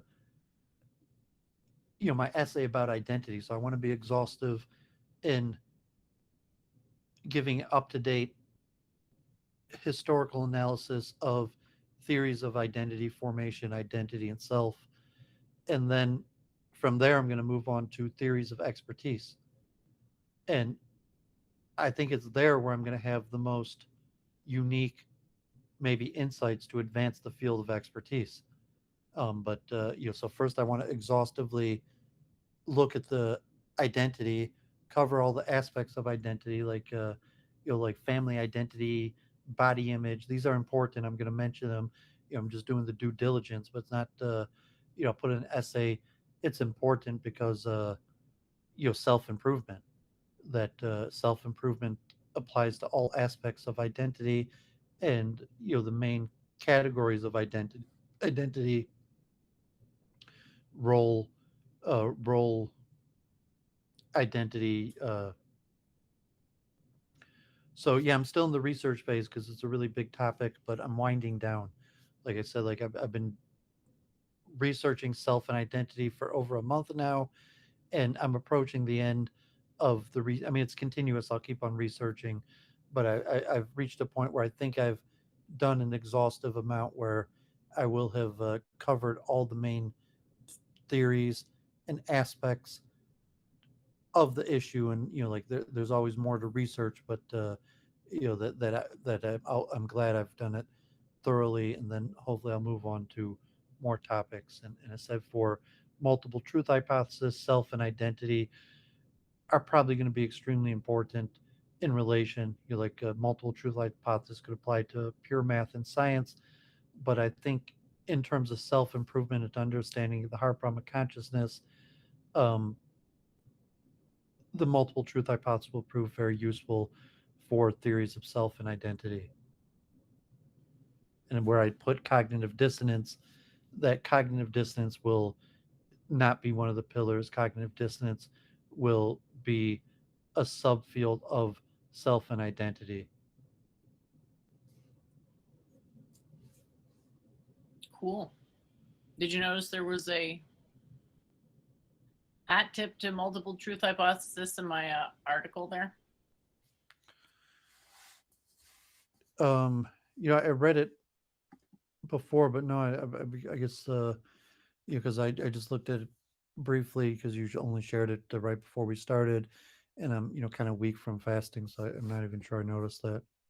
Yeah, But it was pretty cryptic, so I'm not surprised. But I wanted to send it earlier. It just was. Oh, it's still. I feel like it's still bad. That it's a bit better, but that it's not really. It's not really very persuasive,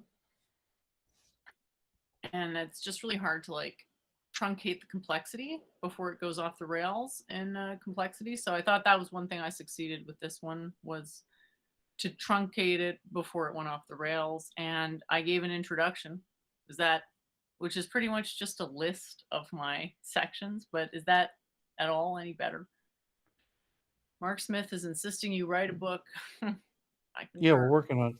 Yeah, I mean, so good work with that. If you want to read your essay, I'll mute for a few minutes while you read it. I just mentioned that you know if you're not quite at an essay, you're kind of like you're more than like the notes I just read. You have a paper format, but you're really not quite an essay. You need to find your narrative arc and narrative voice, where where you have you and the audience, and so you have some sort of narrative voice understanding of who you are and who you're Wasn't that talking the whole to. point of getting the ghostwriter, like Joanne? Was saying if you're incapable of doing that, Well, I think then I've clearly got issues in that domain. I don't know if we want to commit to full on incapability at this point. well, because it's identity issues. So you're like yourself, your identity as a teacher, as a writer, so you have to your narrative voice is an identity commitment. And so if you've done the research, you have the ideas, and then you need a narrative voice that requires some sort of identity commitment. Yeah, and I feel like whatever I do that is going to be prejudicial in the audience, so I don't want to do it. Um, yeah, but saying And that's still, that's my neurosis. I get that, so that's just something I have to like deal with, I I mean, you guess. have to accept that Right. bias is there because it's you're writing it. So I'm just a the fact, nervous wreck because I think if I talk about myself in this, I'm going to prejudice my audience in 500 years. well, I mean, you're probably weak in your narrative identity, where you say, oh, like how you became the person you are, and your life trajectory, and so that the Jennifer that had certain consistencies in her lifetime that caused her to research or think about these things, to the Jennifer that is explaining like occupational, to now it's your role and you're explaining to other people and you've developed a narrative voice in your identity. So if you're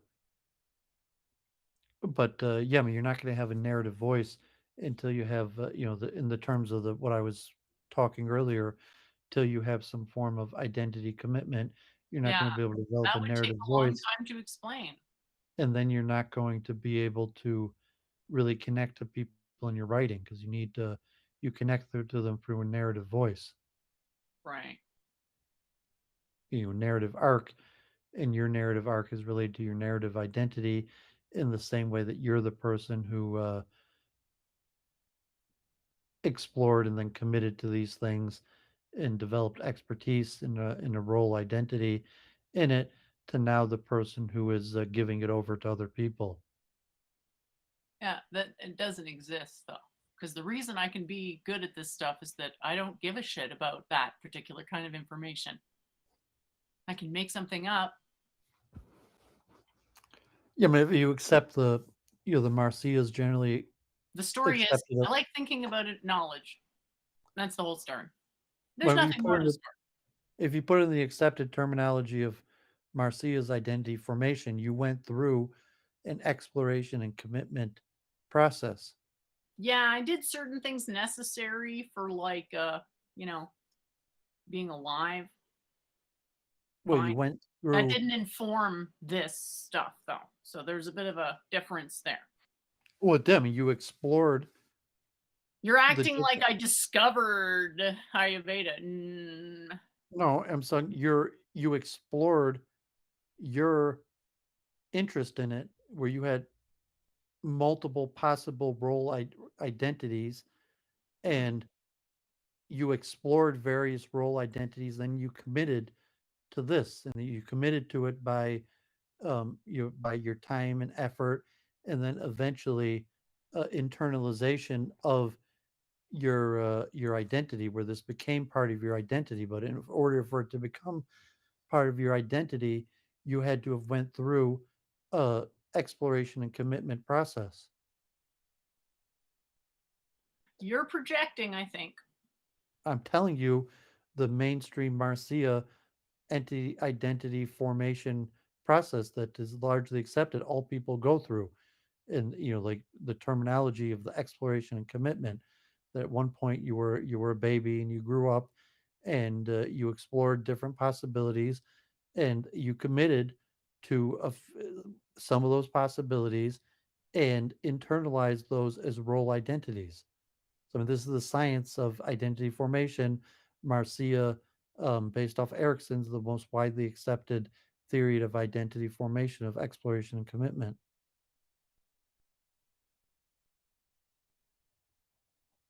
And that sort of makes it sound like all the world's a stage and it's just a matter of exploring the roles till you find the one you like. Well, no, because it's like a chunking. I'm saying it's a cycle. It's almost a testable hypothesis. I mean, say that you commit. It's measurable. Like at some point, you committed. You decided to study this stuff. You dedicated your time. You went to an institute. You're writing. You're writing about it. You committed to it, and then it became internalized into your larger identity through the commitment, and that's identity salience, or the hierarchy of identity. So when you're first exploring, and then you commit to it, and the more you commit to it, the more it becomes salient in your hierarchy of identities. Interesting. This is the mainstream identity formation theory that almost permeates all this. The concept of exploration and commitment permeates almost all theories of identity. So, like an outward facing, socially relative one. Yeah, I guess it's like a hypothesis. It's a theory of identity formation that's been the most empirically tested and the most accepted among future of later theorists of this exploration and commitment process, and then salience of levels of commitment and hierarchy based on commitment. And so Erickson talks about it in terms of uh, adolescence or identity crisis, and is developed by this Erickson's disciple Marcia, who added the concept of identity statuses and exploration and commitment, and that's been widely accepted by all of the researchers after Marcia. And almost all theories of identity and identity formation utilize this concept of exploration and commitment. Hmm. Okay. So, yeah, it'll be interesting to see the final article. But I Come. would make it for your purpose, that for your writing, to have a narrative voice, where there's an I, and the I. The I is irrelevant to what's being presented is the problem. No, but you're not writing like a user's manual. Like That if is you're what it writing is like, in my eyes. It is that. but it's not. I mean, if you're writing like a speaker, like a new VCR, like a user manual for your car, it doesn't have that narrative voice. That's what And it's supposed to sound like. It's not supposed to have my voice in it. Who the hell am I?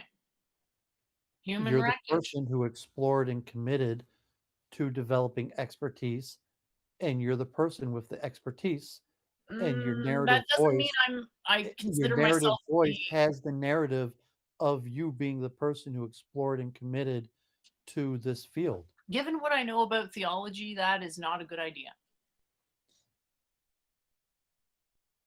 What I'm saying is the more this looks like a manual, the less chances it gets abused. And it's worth nobody knowing anything about it more than it being abused by, Okay, it's we don't a have to go HIMSA in a thing. we don't have to go in a circle about it, but like you, God forbid, that's why your writing sucks. No offense. Well, you're You saying need it you sucks, need a and I'm saying narrative voice. you don't have the patience to read an instruction manual. Don't be I surprised when read your instruction knowledge is manuals. shit.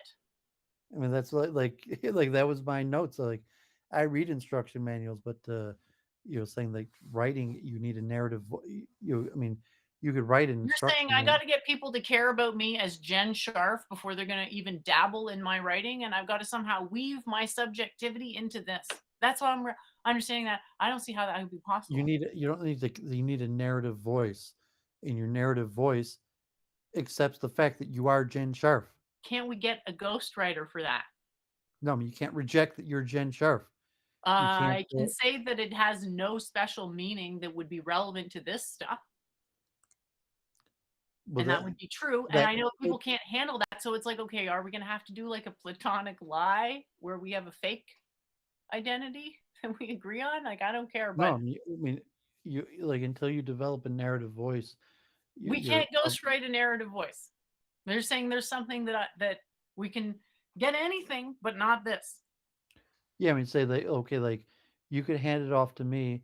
And I could say, well, someone taught Why me and not? showed me this stuff, but they had issues, and therefore I'm coming forward with their ideas, and I would use my narrative voice.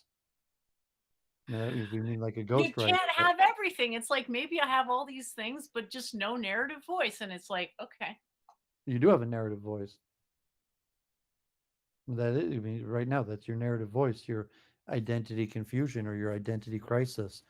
That your narrative voice is a person in identity confusion, identity crisis, and that's why you're difficult to to understand or to read or to follow because you're clearly have identity issues. You're suffering identity crisis or identity confusion.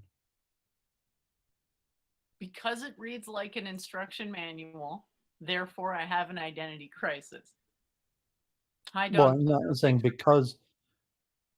Well, I'm saying because you have identity confusion or call identity crisis, which is that's Erickson's term, the identity crisis. Um, you don't have a narrative voice in your writing. I don't think that indicates that, but all right. Dog Pluto would like to know if you're still overheating. Overheating. I mean, my air conditioning was. I had to have my air conditioning fixed. I'm still fasting like another 30 minutes. So, um, why don't you go ahead and read your I can paper? read the thing and you can have a rest there. You want to have Yeah. some water or something? Maybe because it's good to have water to like stretch your stomach out before you eat something. Well, probably. Just a thought. Well, another 30 minutes. I know, but oh, you can't even have water? Dang. Fasting is hardcore. This is serious though. Like, it can't even wash. So, Damn. you're not even like use the restroom. We could say wash the tips of your finger. So I've only washed the very tips of my finger. Some of the say that you could take, like and put it on your eye. But yeah, so I haven't had water and I haven't even washed my hands or washed myself since last night. So you focus on the morning and it does it works in terms of a day of mourning or serious introspection, fasting, um, not using water definitely sets the tone and mood. I'm just thinking like the Pythagorean theorem doesn't have a narrative voice. So, Because it's a theorem. and this is not a theorem, but it's a framework for constructing theorems. You can't write without. I mean, you could. put Hey, equations. I'm Listen, Jen, and writing I'm requires a and narrative here's my voice. narrative on constructing theorems. It's like, So I was saying you have no narrative voice. You can still construct theorems. I mean, I can construct theorems because I have no narrative voice. If I you probably couldn't it's one explain or the them. other. You probably need a narrative voice to explain your theorems. Well, do we want to be manufacturing the illusion of understanding, or do we want actual understanding? So they just have a different format. So I'll read, and we can see how it goes. So obviously my writing needs work in some sense, but my, where I'm coming from is from a not wanting there to be any misunderstandings due to the historical review that I've done leading me to believe that people just really love to misunderstand stuff that gets said by people they consider authoritative, Due to your identity confusion. But go ahead. and want to chalk this up to an identity crisis on my part. I'm going to say I don't matter in this, but whatever. So what follows is a minimally complex panpsychist framework for calibrating, performing, and understanding material observation. It begins with an outline of operator-defined equivalence, followed by an assertion of a mentological decomposition, self, mind, thought, consciousness. Then several arguments for panpsychism are given in the form of explanations of the process relation, interferential observations, subjective intuition, and finally the cosmological coherence condition.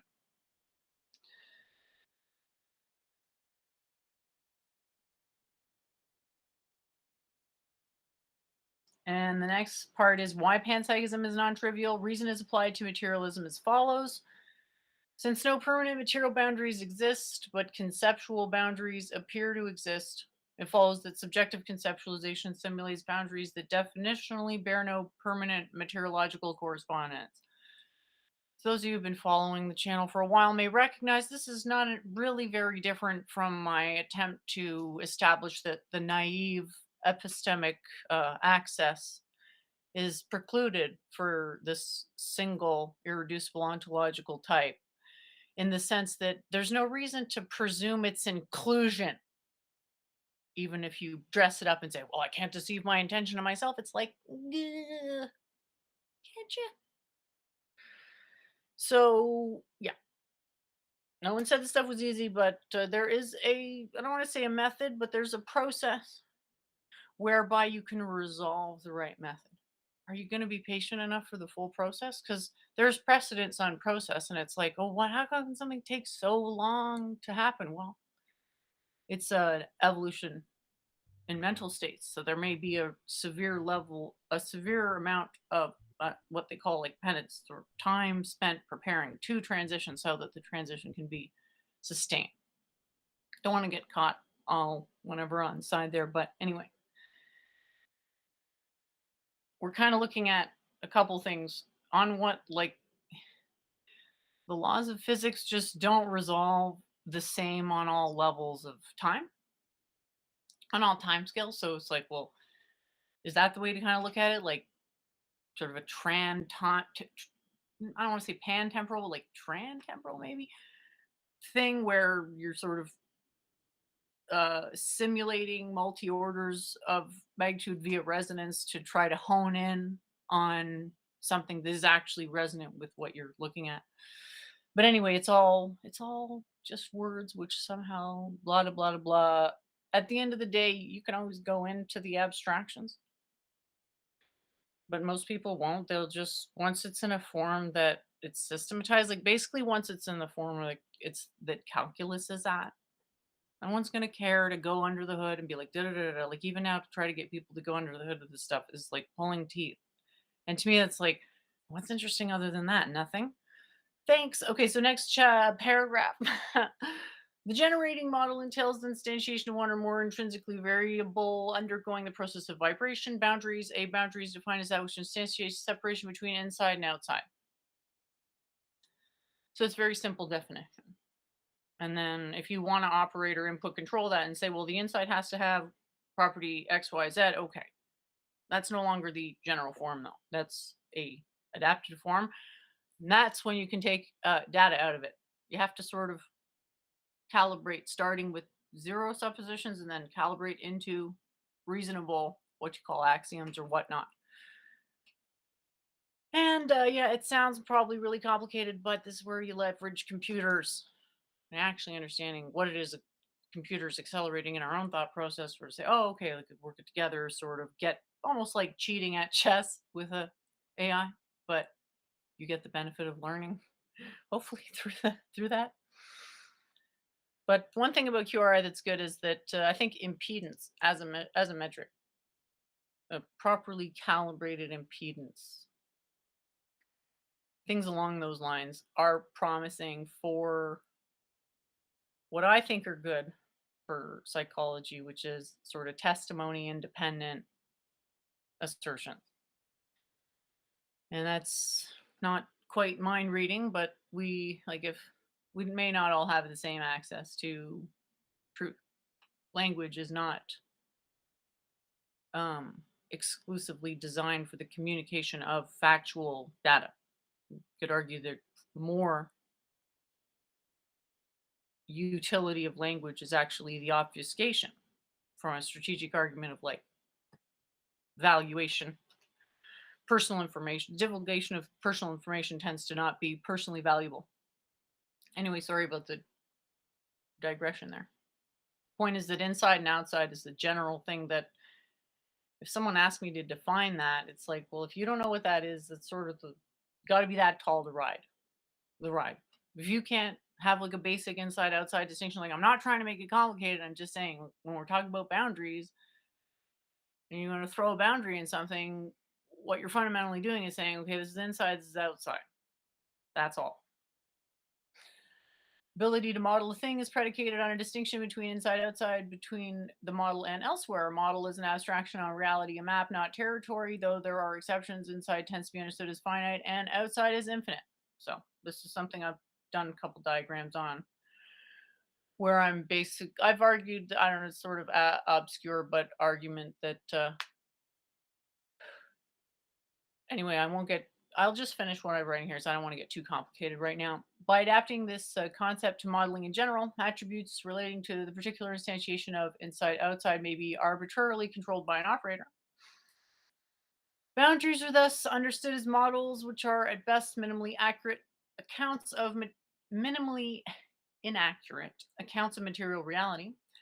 By least action principle at any given moment, the volume traced out by a minimally inaccurate boundary varies minimally within the thermal range allowed by its constituency, what is referred to in thermodynamics as the grand canonical ensemble.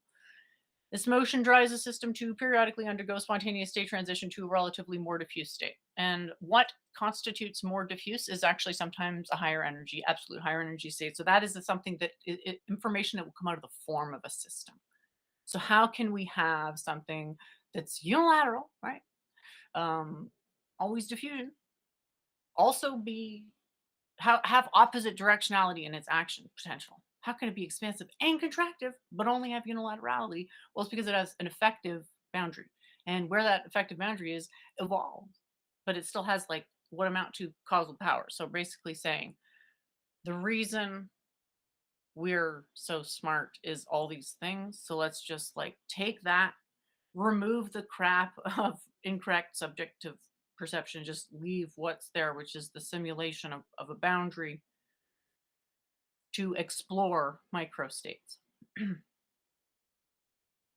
Is inside, outside even science? Well, when you're talking about a scientific experiment, like you have something called a method and an apparatus, and there's a tacit insideness and outsideness.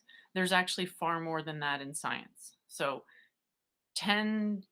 the way most experiments tend to presuppose the structure is a separation between a something making observations and something being observed.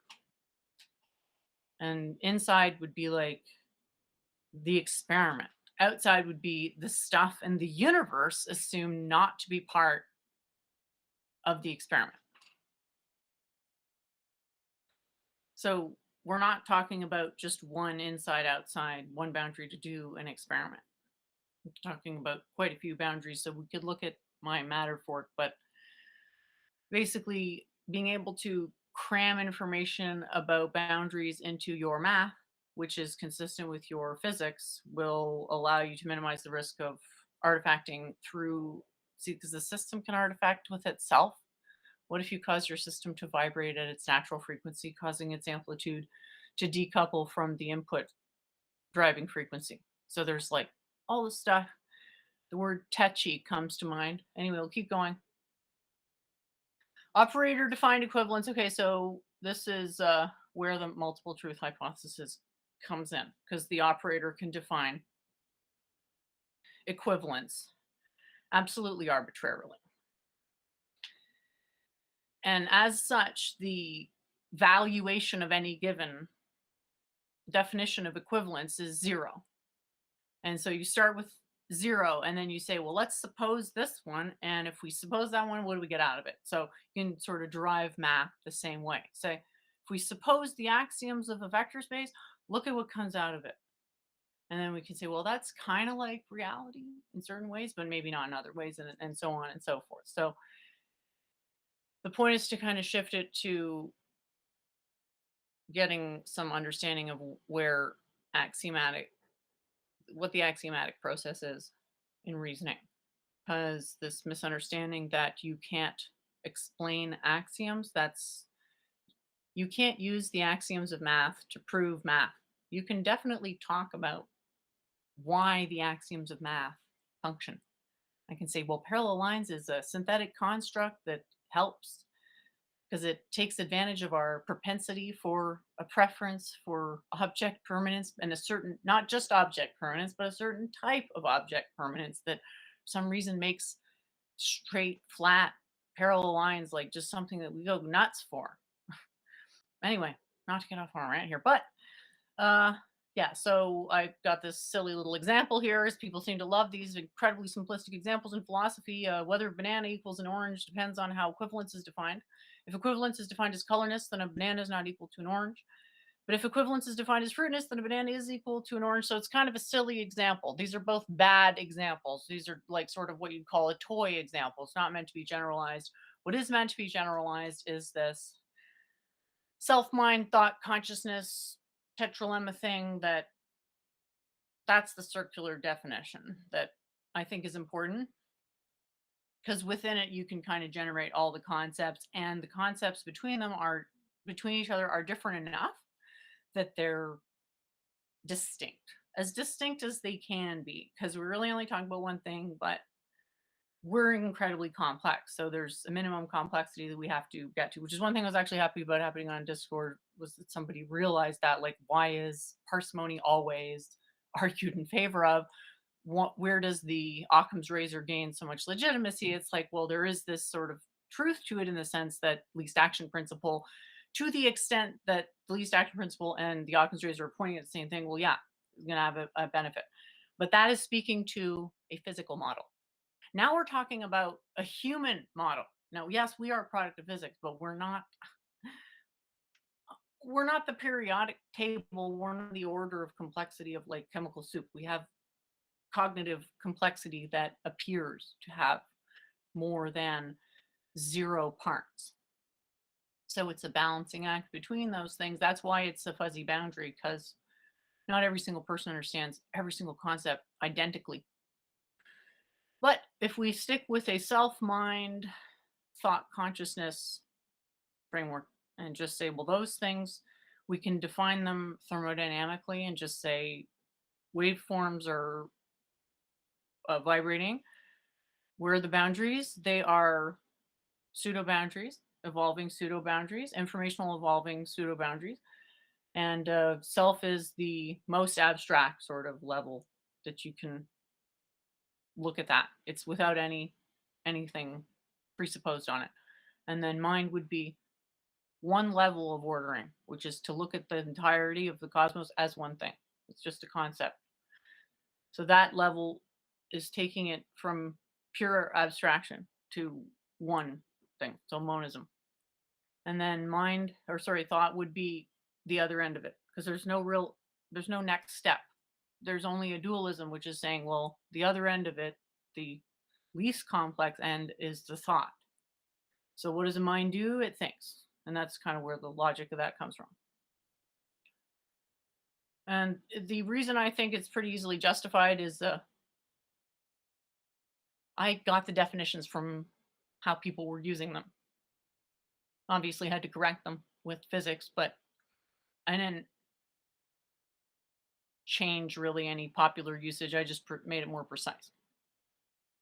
So the tetralemma holds across the personal impersonal divide. Now that's the hard one to land on because, like, personal versus impersonal consciousness. I mean, I've never seen anybody really formulate anything close to a good boundary between life and non-life, and I don't even think you need panpsychism to do that. You just need a sufficiently precise understanding of physics, and you can say that a non-trivial photonic waveform ordering a system is the necessary condition for life, and so not everything clearly is alive because inanimate matter, in the definition, only has that trivial field of photonic animation, and that's sort of suspending it in its form. So I find it funny that after all this dissertation, Daryl's still saying the brain thinks it's a mind. It's like, how many times do I have to say you're committing a reification fallacy on the brain? And if my theory is right, the center of consciousness isn't even the brain, it's the heart. So you've got some ontological problems, perhaps. I just sort of said cheekily that no further justification was needed as it's valuable and no other tetralemma satisfying this criterion exists in the English language. So now to the serious part of the dissertation that had, I think, 4 parts. Yeah. The first one was process relational. So 2 concepts being equivalent if they represent the same processes. Since not all applications are equivalent, it's useful to be able to vary the number of properties to determine the procedural equivalence based on particular implementation. So I don't know if that's obvious or not what that means, but I'm basically saying words are less important than a process. And if there's no way to differentiate 2 processes, then different words is not indicative of anything. Since relations define structural interdependence, process relationalism entails definitional interdependence. This interdependence allows for explicit reference to transitive relations without needing to perform multiple observations. Since observation is interferential, the act of observing can impede the integrity of a signal. So here the signal is consciousness. As such, this system can both argue why minimizing the number of interferential observations is beneficial and how to perform those observations minimally interferentially, e.g. indirectly. So again, back to this interdependent definition that these things are all referencing an ordering principle and the ordering itself.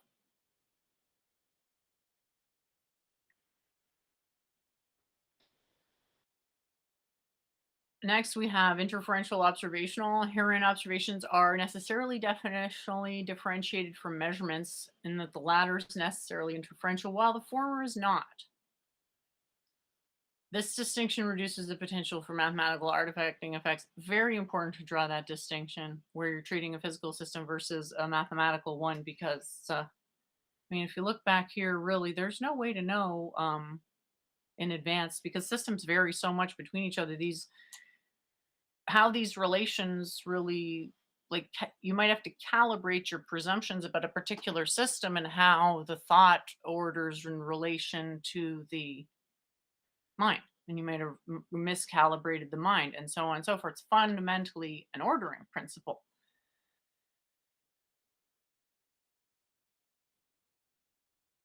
All right, so there's not much to say there, but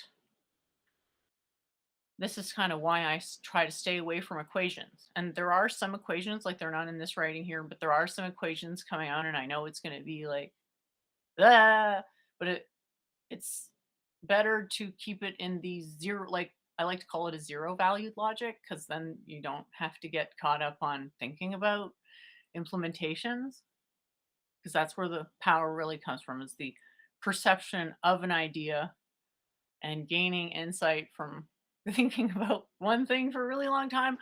Obviously, you have to do it the right way. It's not like just rumination is going to necessarily lead you to insight, but one step at a time. Subjective, intuitive. So this another advantage of using traditional systems is that they're designed for being memorable because it's an oral tradition that they come from. So the something like the elements, like most people aren't familiar with that, but I could present that, in a way that would make it easy to understand why it's valuable, especially without the periodic table. If that, presume that's not around, it's a way to talk about properties. And so you can get intuitions for properties of, chemicals. Obviously, don't need to do that if you have the periodic table, but there are properties the periodic table, properties of the human experience that the periodic table doesn't encompass. And that's what these systems are great to tap into, because you have these atemporal properties that have already built into them a very easy reasoning system.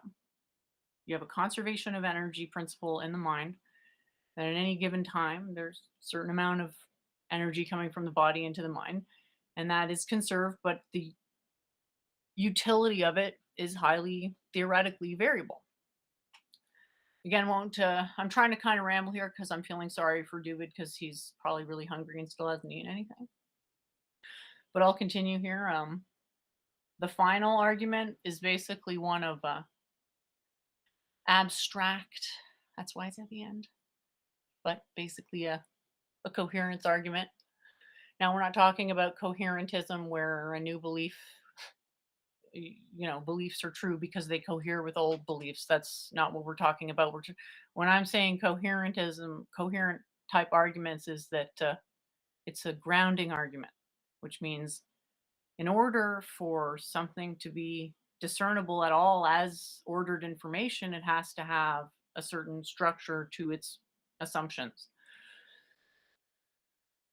Common hurdle in the contemplation of abstraction is inscrutability. So again and again and again, people coming to complain that this stuff is not easy to understand are misunderstanding the history of this stuff, where people had to take a long time to get ready to assimilate this kind of knowledge. And even when they did take a long time, that wouldn't necessarily take on the first try. So you have to have an eager mind for sure, and preparation and all this other stuff. And even in spite of that, may not work just for circumstantial reasons.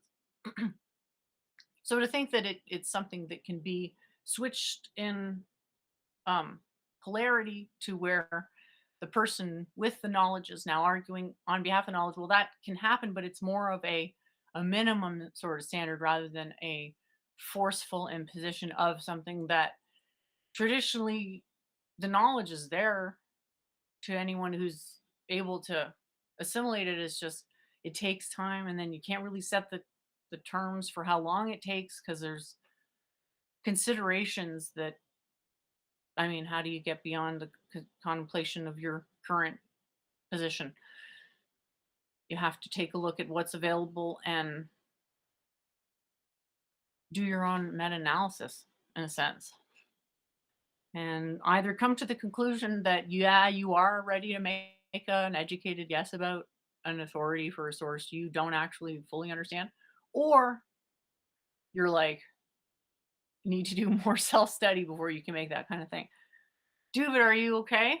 Looks like you've closed your eyes. Do you want to get, is it time for, can you eat yet? Because I feel like it's been enough time. You're muted. Sorry. Yeah, I'm going to eat pretty soon, a few minutes. Maybe we'll just wrap up the stream so you finish your, if you're almost done, and then I'll eat. Cool. This Or- methodology supports, go ahead. Were you going to say something? No, good. You finish up, and you could keep on rambling or talking to the audience if there's interest, but I might just wrap up. Okay. Yeah, go ahead and finish, please. This methodology supports scrutability by not being inconsistent with the abstract mentalist models. By employing a mentalist framework across the board, there's never any need to learn a new fundamental process. Instead, there's only one fundamental process, consciousness, which is understood through various models in various ways, eventually crystallizing meta-understanding or practical corpus of experiential understanding. By centralizing the role of consciousness, panpsychism enables the use of confident, experienced, and nuanced methodology. This is far more conducive to enjoyment than sterile abstractions. Accuracy gives confidence, which facilitates the desire for continuance, which facilitates stable continuance, which facilitates stability. Stability allows greatest rate of acquisition of obscure but important components of knowledge, eschewing the processing latency of other relatively unintuitive models. And that's it. Yay. Okay, so thanks for staying all that time. And I was hoping you'd give me some feedback, but I guess it's a bad time. Maybe next week can hear back from any thoughts about this one. Yeah, great work. Introduction. You had a roadmap, a lot of interesting ideas. Although, yeah, I'm feeling a little too weak to give good feedback, but um, great work, and keep it up, stick with it, and we'll message if you want to keep on rambling. Maybe I'll come back in like 20-30 minutes. I don't know, but otherwise, we had a good week in review, and see you next week. Anything else you wanted to say? I'll probably wrap up. I don't think I can talk for half an hour, but thanks for the encouragement, and looking forward to seeing your writing as well. And we'll see you next week, if not sooner. Okay.